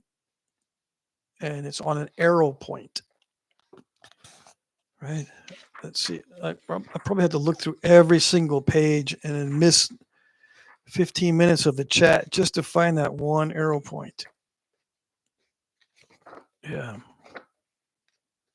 But hopefully not. Okay. I bet you it's either at the very beginning or very end. Not that one. That was close, though. There's one arrow point in here in the Stone Artifacts of Texas Indians book that has a dull tip, pretty much. It's very crude looking. And it even says in the description, apparently it's used for arrowhead, for arrows.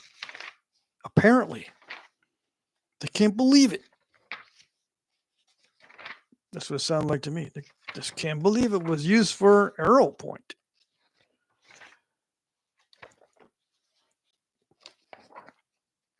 Let's see. I am going to go through every single page because now that I've mentioned it, I got to find it. And I will not stop until I find it. Yeah.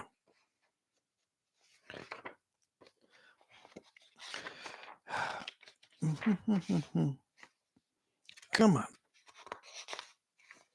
Safala. Yeah, I think this is the one. It's actually the last one. Let's see.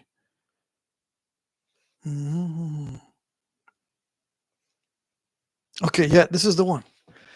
This one here is very thick, and some of these points are very rounded. Okay, all right, here we go.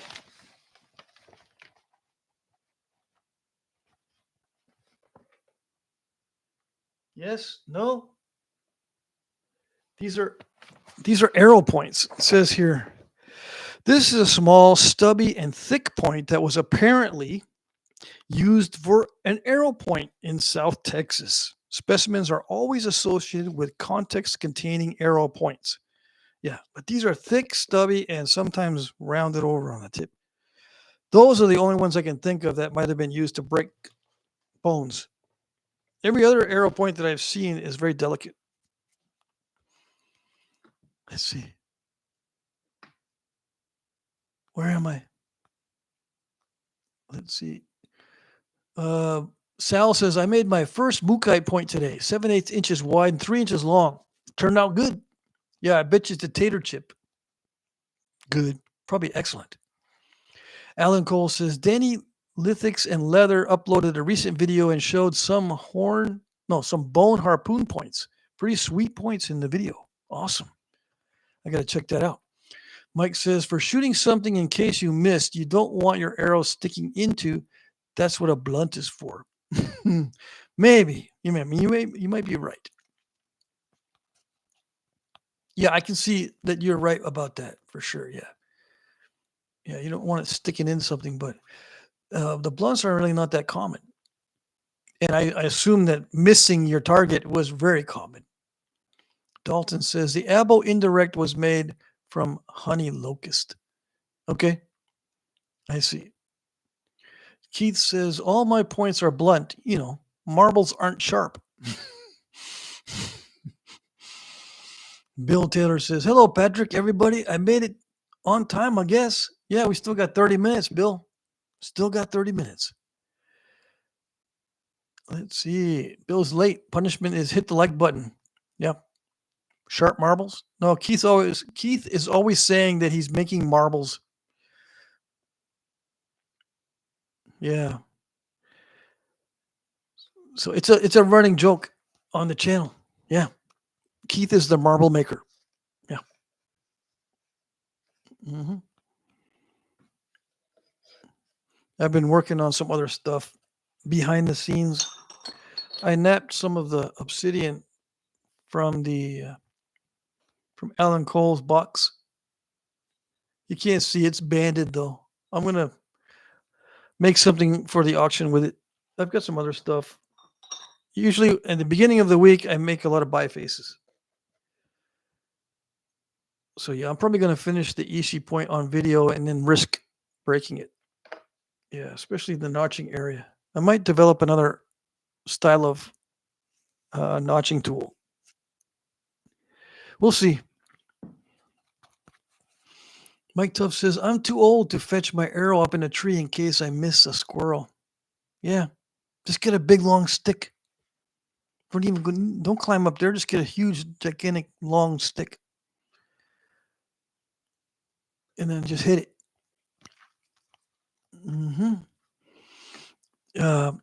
When I go squirrel hunting, I got to make sure that I don't have to make sure, but I always try to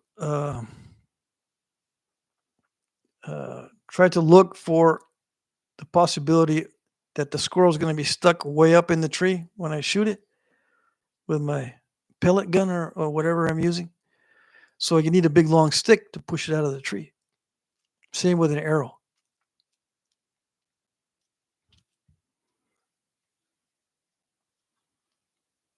Keith. Ralph says, Keith, you're a better napper than me. Who says? I got to see some of your guys' work. I don't see enough of it. You gotta start making videos. I'm too old to fish my arrow. Yeah, I read that one already. I'm trying to go back in the chat, but it doesn't work that good. Keith says, that was a sweet unboxing from Alan. I love the gray banded stuff. Yeah. The gray banded stuff often has a sheen to it in a certain direction. It's difficult to capture it sometimes, though. But I'll try to do it. I'll try to capture it on, something on video. Yeah, these hand-rolled cigars from Alan are pretty good. I started one earlier just to try it out. Good stuff. I'm not promoting smoking, okay? Yeah. Let's see. Peter says, I wish people sent me pretty rocks. Sal says, actually, I bet marbles are hard to nap. Well, yeah, they are. To nap something completely round. Killer Cork says, T-shirts that say, how do I know? I don't know. I've got a T-shirt that says that. I'll show it later. I'm way ahead of you. Jesse says, agree, Keith, killer box. Yes, it was. Some of us lost our marbles. We can't nap them, says Mike. Mike Tufts. If you lose your marbles, you can't nap marbles. So Alan Cole says it's my version of a Cuban. Glad you liked it. Yeah. I'm tempted to smoke most of it tonight, but I'm going to regret it tomorrow if I do. Yeah, it's really good. Yes. What am I going to do on the next video? I got a bunch of stuff to finish up.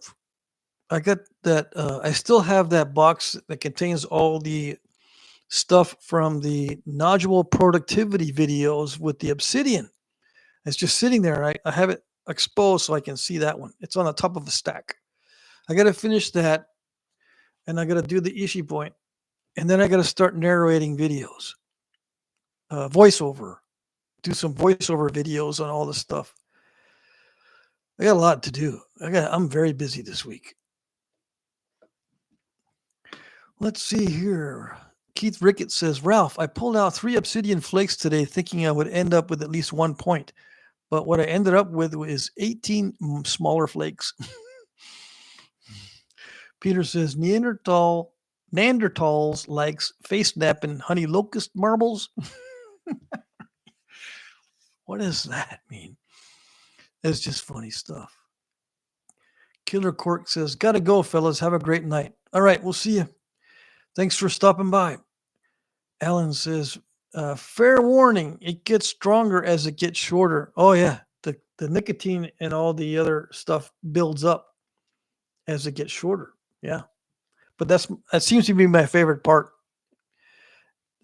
I always smoke them down to little nubs. My favorite part is the last quarter of the cigar, although I pay for it later.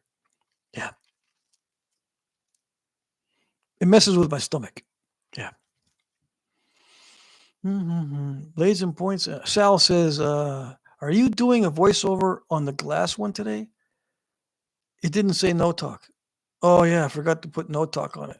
Yeah. I'm going to do a voiceover on that one. Yeah. I forgot to put no talk in the description. I'm glad you reminded me.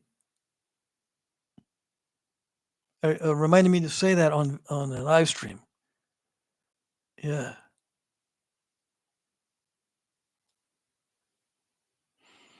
Mike Tuff says, Patrick, did you have a strategy to start out with on that glass that had those ridges? To me, it seemed like you just went about it like it was normal surface, except some of the basal thinning flakes. Yeah, I did have a strategy, actually. I made sure I kept the flat side intact. I didn't touch the flat side at all because it keeps it straight. If a side is already flat, don't mess with it because no matter what you do, it'll stay straight. Okay? I only mess with the straight side until later. So my strategy was to leave the straight side intact and then try to get rid of all the ridges. And luckily, it was thick enough for me to do that. After I remove the ridges, it's still fairly thick. Okay? I was afraid that it would get really, really thin after removing all the contours, and it wasn't really thin. And then I was able to flip it over and then remove the original surface from the flat side. It worked out good, and it naps well. That glass naps surprisingly well. Keith says, yeah, I agree with Sal. We need a voiceover. Yep, I'll do a voiceover for that one. Let's see. Alan Cole says, vitamin C is reduced in your system by nicotine, so taking extra when you indulge should help. That's a good idea. I've heard about that too, but I didn't put two and two together. I should be taking my vitamin C more often if I smoke a cigar. Now I feel stupid. I should have thought of that earlier. Yeah. Sal says, I was napping and saying, why aren't you talking? What's the matter with you? Yeah. I like napping without talking. Keith says, he say, don't mess with the flat side and it'll stay straight. Yet I get marbles. Mike Tuff says, okay. So now you understand the strategy. Yeah. Jesse says, Tuff's boppers are tough. I saw Sal and Patrick smack some hard raw stone with one of those things, held up really good. Sal really wound up a couple of times. Yeah, those boppers from Mike Tuff's, I put them through the ringer already, and I plan to abuse them more in the future. Mike Mason says, I do wish my third plate didn't get stolen from my napping area in my yard. Who stole your napping stuff? Who's getting into your napping stuff? That's not good.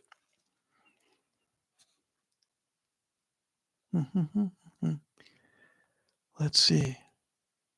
I'm looking at see what I can do with these comments. I can put people in timeout. Hide user on the channel. I can add one of you guys as a moderator, or I can go over to your channel to check it out. This is interesting stuff that I can do while we're doing the live stream stuff. I'll probably never do any of that though. Mike Tuff says, yeah, that's why, Jesse, that's why I send them to,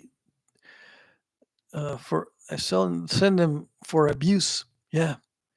Alan Cole says, geology rocks, but geography's where it's at. I see what you did.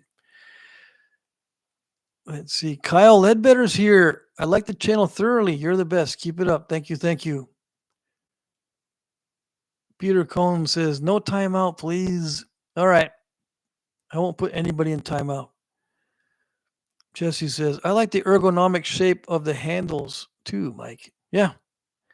The handles are great on the boppers that Mike produces. And he's got this lathe set up. He's got videos on how he makes those. It's awesome. Yes, yes, yes. And I still need to be using some other ones that he sent me. I got them packed away. Apparently, they're packed away because I don't know where they are.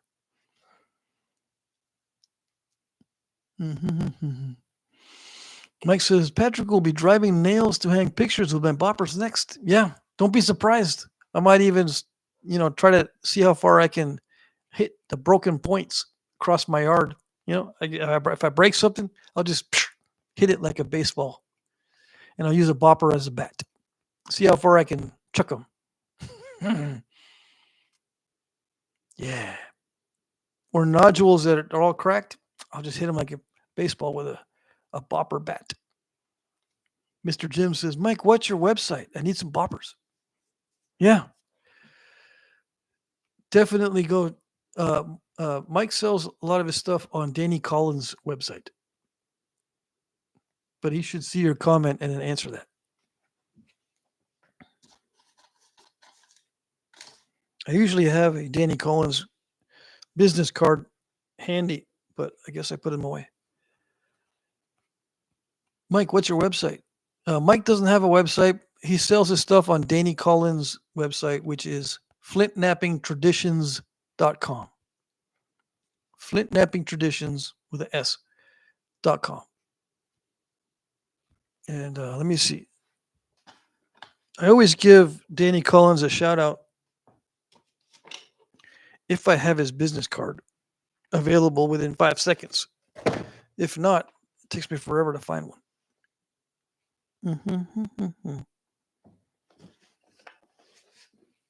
I think Mike will probably beat me to it. Alan Cole says, Mike Tufts, do you trade for a box of rocks? Yeah, that's a good question. I don't think Mike is into the rock selling stuff. All right, here's the business card. You can take a snapshot, screenshot. Danny Collins, flintnappingtraditions.com. Let me see if I can hold it still.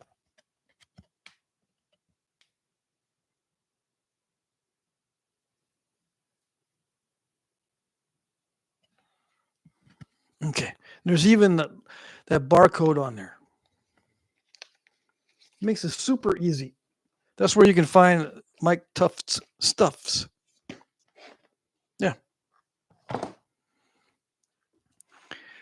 Mike says, I don't have a website, Mr. Jim, but in my channel description is my email. You can get a hold of me. And also, if he has any right now, Danny Collins' website. Yeah. Kyle Ledbetter says, I've gotten some more material and more handmade tools under my belt, and I'm getting better. I'm not looking for perfection, just improvement, as I've heard you say. Yeah. There you go. I feel like the innocent are at risk, says Mike Mason. Yeah, I revealed too much. The innocent have not been protected. Mike Tuff says, Jesse, when I got done making my PGA professional bopper putter, I will send you your royalty checks. Mr. Jim says, got it. Thanks. Awesome. Ralph says, give me some peanuts and Cracker Jacks. Take me out to the ball game. Yeah, I remember that.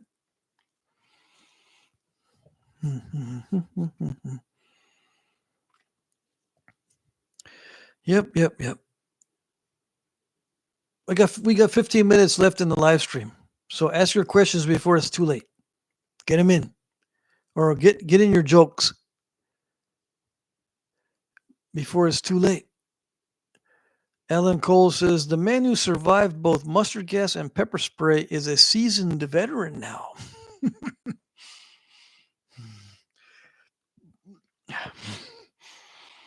Kyle says I might be only one in my small town who has interest in this, but others have sought me out and given me some good rocks and obsidian. Awesome.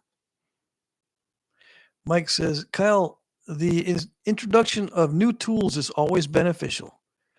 The point I gave Patrick wouldn't be possible without what I learned watching him use a tool I don't really know about, or I didn't really know about. Yeah. Kyle, do you know about the Nacho-Matic? No? Yes? Mike says, Alan, yes, I will trade tools for rock. Hey, awesome. I didn't know Mike would do those trades. Jesse says, the old bullseye AccuseNet putter worked great, bopping from me too. LMAO. I had to remove from the shaft. Okay, I see what you guys are doing. Using the old golf club heads as boppers? That's interesting. Kyle says, never sneak up on a man who's been in a chemical fire. Yeah.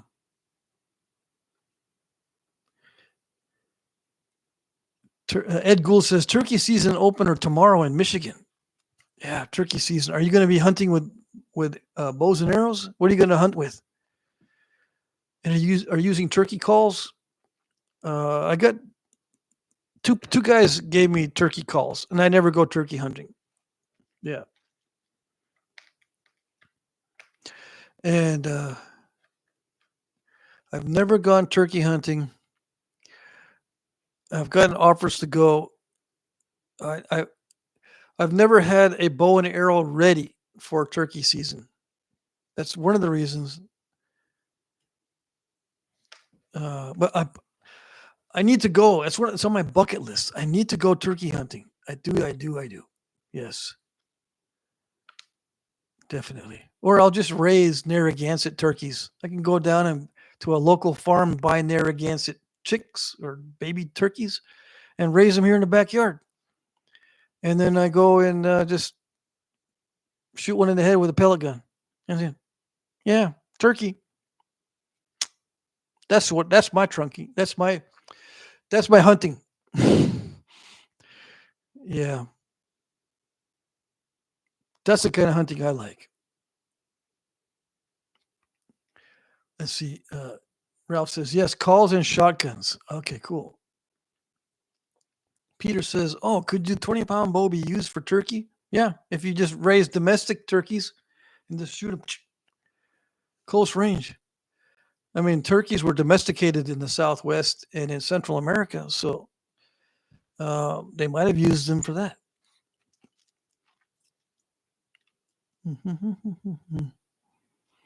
Talk 73 says, I got last year's turkey with a hickory self bow I made. Homemade arrows fletched with last year's turkey wing feathers and tipped with arrowheads I napped. That is awesome. That's what everybody wants to do, basically. I want to do that too. I know a lot of guys that want to do that. It's awesome. That, I still haven't been able to do. I've gone hunting with stone tips, or stone pointed arrows, but I didn't get anything that one time that I went. I don't like using stone. I got to say, I don't like using stone tipped arrows because I'd rather just look at them and make them and look at them. I'm one of the weird ones. I'd rather make them than use them. It's weird. It's ironic because I started making stone arrowheads so I can hunt with stone arrowheads. And then it turns out I get squeamish. I don't want to use them because it takes me so much effort to make one. Yeah. Yeah. Shot placement with a low pound bow is where it's at for sure. Kyle says, I shot a turkey off my toilet one year when I was 16, knocked the bathroom window out and got him. And if it weren't for that, we'd have a chicken and that's about it. That's awesome. Alan says, Tufts, I'll check out your channel for contact info after the stream, but Patrick can connect us if anything. Yeah, I can connect you. Sal says, what's red and green and goes 90 miles an hour? A frog in a blender. Name the movie. Yeah.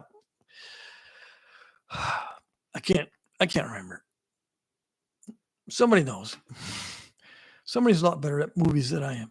Mr. Jim says, I watched a 45-minute video of a traditional hunter claiming that a turkey cannot be killed with a flint point. Dang it. Who is it? So we can avoid it. Mike Mason says, Duck 73 isn't telling you the second arrow tip was last year's beak. That would be unusual. Yeah. Dawn says, I raised meat turkeys last summer. The last one I butchered weighed 45 pounds hanging. Dang, that's a big one. Yeah. So, Dawn, you raised meat turkeys. Have you ever raised any Narragansett turkeys? They look like wild turkeys. If I raise any turkeys, they're going to be Narragansett turkeys that look just like wild ones. I don't think they're as heavy as 45 pounds, though. No. Kyle says, they are the best to look at. Yeah. Mike Tuff says, yes, Alan, really like the stuff you have sent Patrick, whatever you want made. Okay. Let's see. Yeah, so Alan, you send Mike Tuff some stone and he'll send you stuff. In trade, right? Shinbone is here. Good evening. Bill Taylor says, so Piggy packed my bags and told me to leave. I was walking out the door. She said, I hope you die slow, miserable death. And I said, oh, so now you want me to stay. That's funny. Ralph says, I made turkey wing bone calls. Okay, wing bone calls for turkey. Yep, I've heard that. I've heard about that. Let's see. What did I miss? Kyle says, they are tough, but more stupid to die sometimes. Yeah, I've heard that you can hit a turkey with an arrow right through the middle and it won't kill him right away. Yeah, you got to have good shot placement on turkeys. Smoke them if you got them, Keith. Yep. Mike says, I see more turkeys crossing the road out where I live than I do dogs or cats. Nice. Sal says, yeah, I was born in the 70s. I'm a 60s kid myself. Let's see. Dawn Reed says, yes, I have one hen that is in Narragansett. Awesome. Keith says, Alan, did I win a box of rocks? Yeah.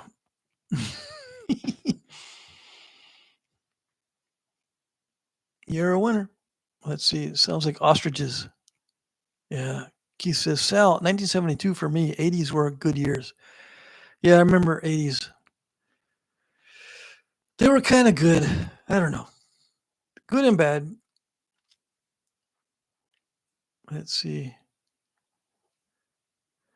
Ed Gould says, my son was born in 72. The same day I got my draft notice. Oh, that's rough. I can't even imagine. Alan Cole says, I'll trade, Keith. Yeah. Alan looks like he'll trade with anybody here. Kyle says, 1984, George Orwell. Yeah. I've listened to that audiobook a couple times already. A very interesting book. Yeah. Don says, smoked a lot of weed in the 80s. You in the 80s? Dang it. Keith says, Alan doesn't want marbles. I just got that. Mike says, let's see, being born in 85 and having been through George Wells' 1984, I feel like a statistic. Yeah. I remember the year 1984. Yeah. Tommy says, 80s were a blur for me. Yeah. Some of the 80s were a blur for me. Shinbone says, I have still not taken a wild turkey with a bow and arrow. Flint tip would be a bonus points, of course, but in the 60-ish number for deer with a bow. Yeah, you can get a turkey with a 60-pound bow, right? Yeah, doesn't even need to be that strong, if that's what you're asking.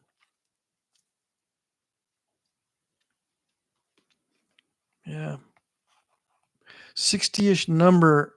What is that exactly? Let's see. Alan Cole says marbles do very well in the tumbler. Oh yeah, I forget that you tumble some of these.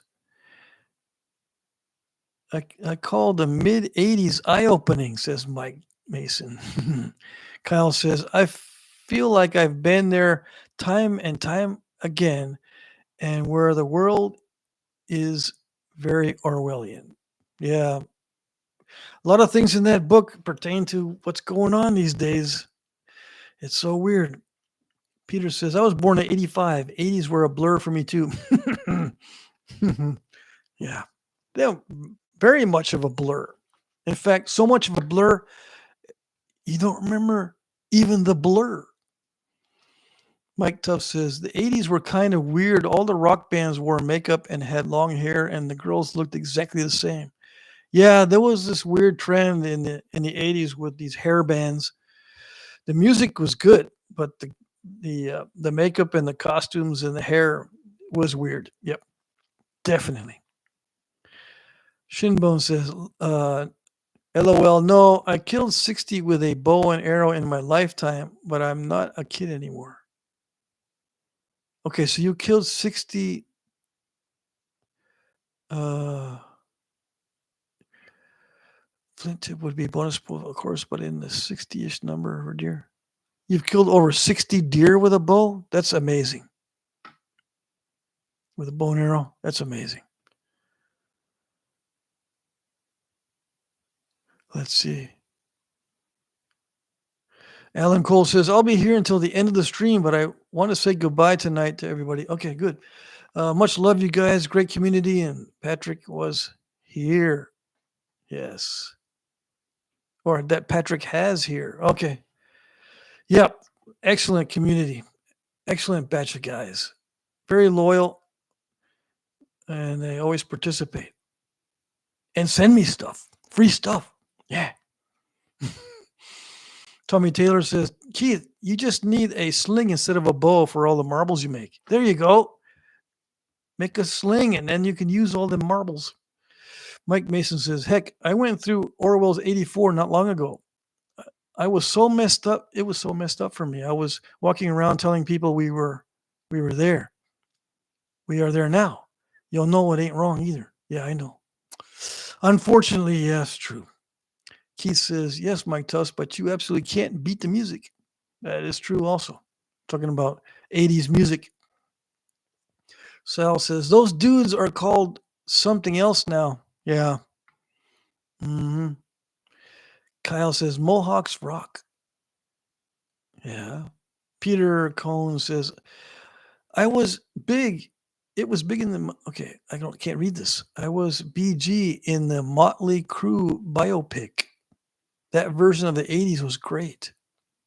What does that mean, BG in the Motley Crue biopic?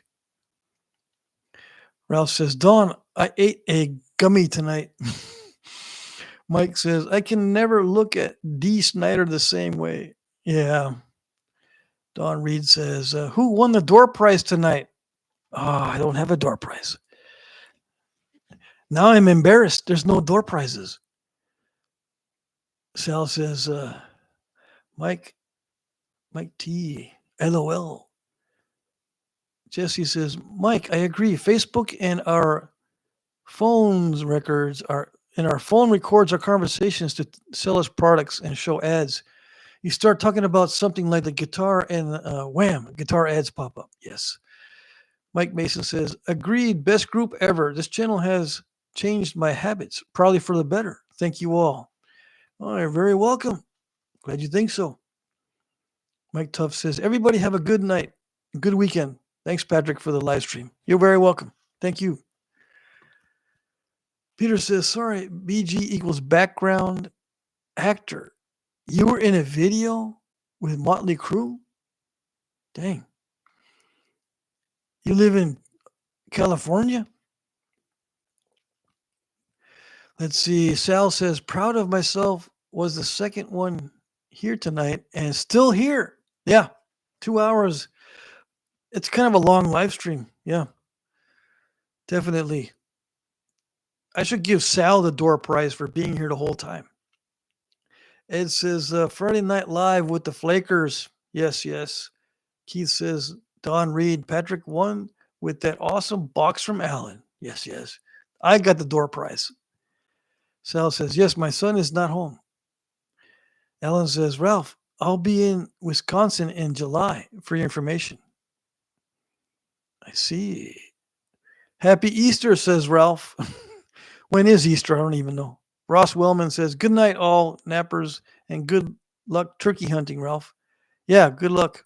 I'm going to end the live stream. It's already 10. We'll see you guys next time. The next live stream is on Monday, 6 p.m. to 8 p.m. Eastern. Good night, everybody. Everybody say good night. Let's see. Peter says, no, it was filmed in New Orleans. Not actually Motley Crue. Machine Gun Kelly was the actor playing Tommy. I see. Still pretty cool. You were in a video. Yeah, that's cool. Yeah. Kyle says, it feels like every new video I see is a prize. I'm glad you think so. Adios, amigo, says Ed Gould. Everybody says goodbye, goodbye. See you later, Mike Tufts. See you later, Sal. See you later, Jesse, Peter, Jim Main. All right. See you next time. Thank you very much. Bye-bye.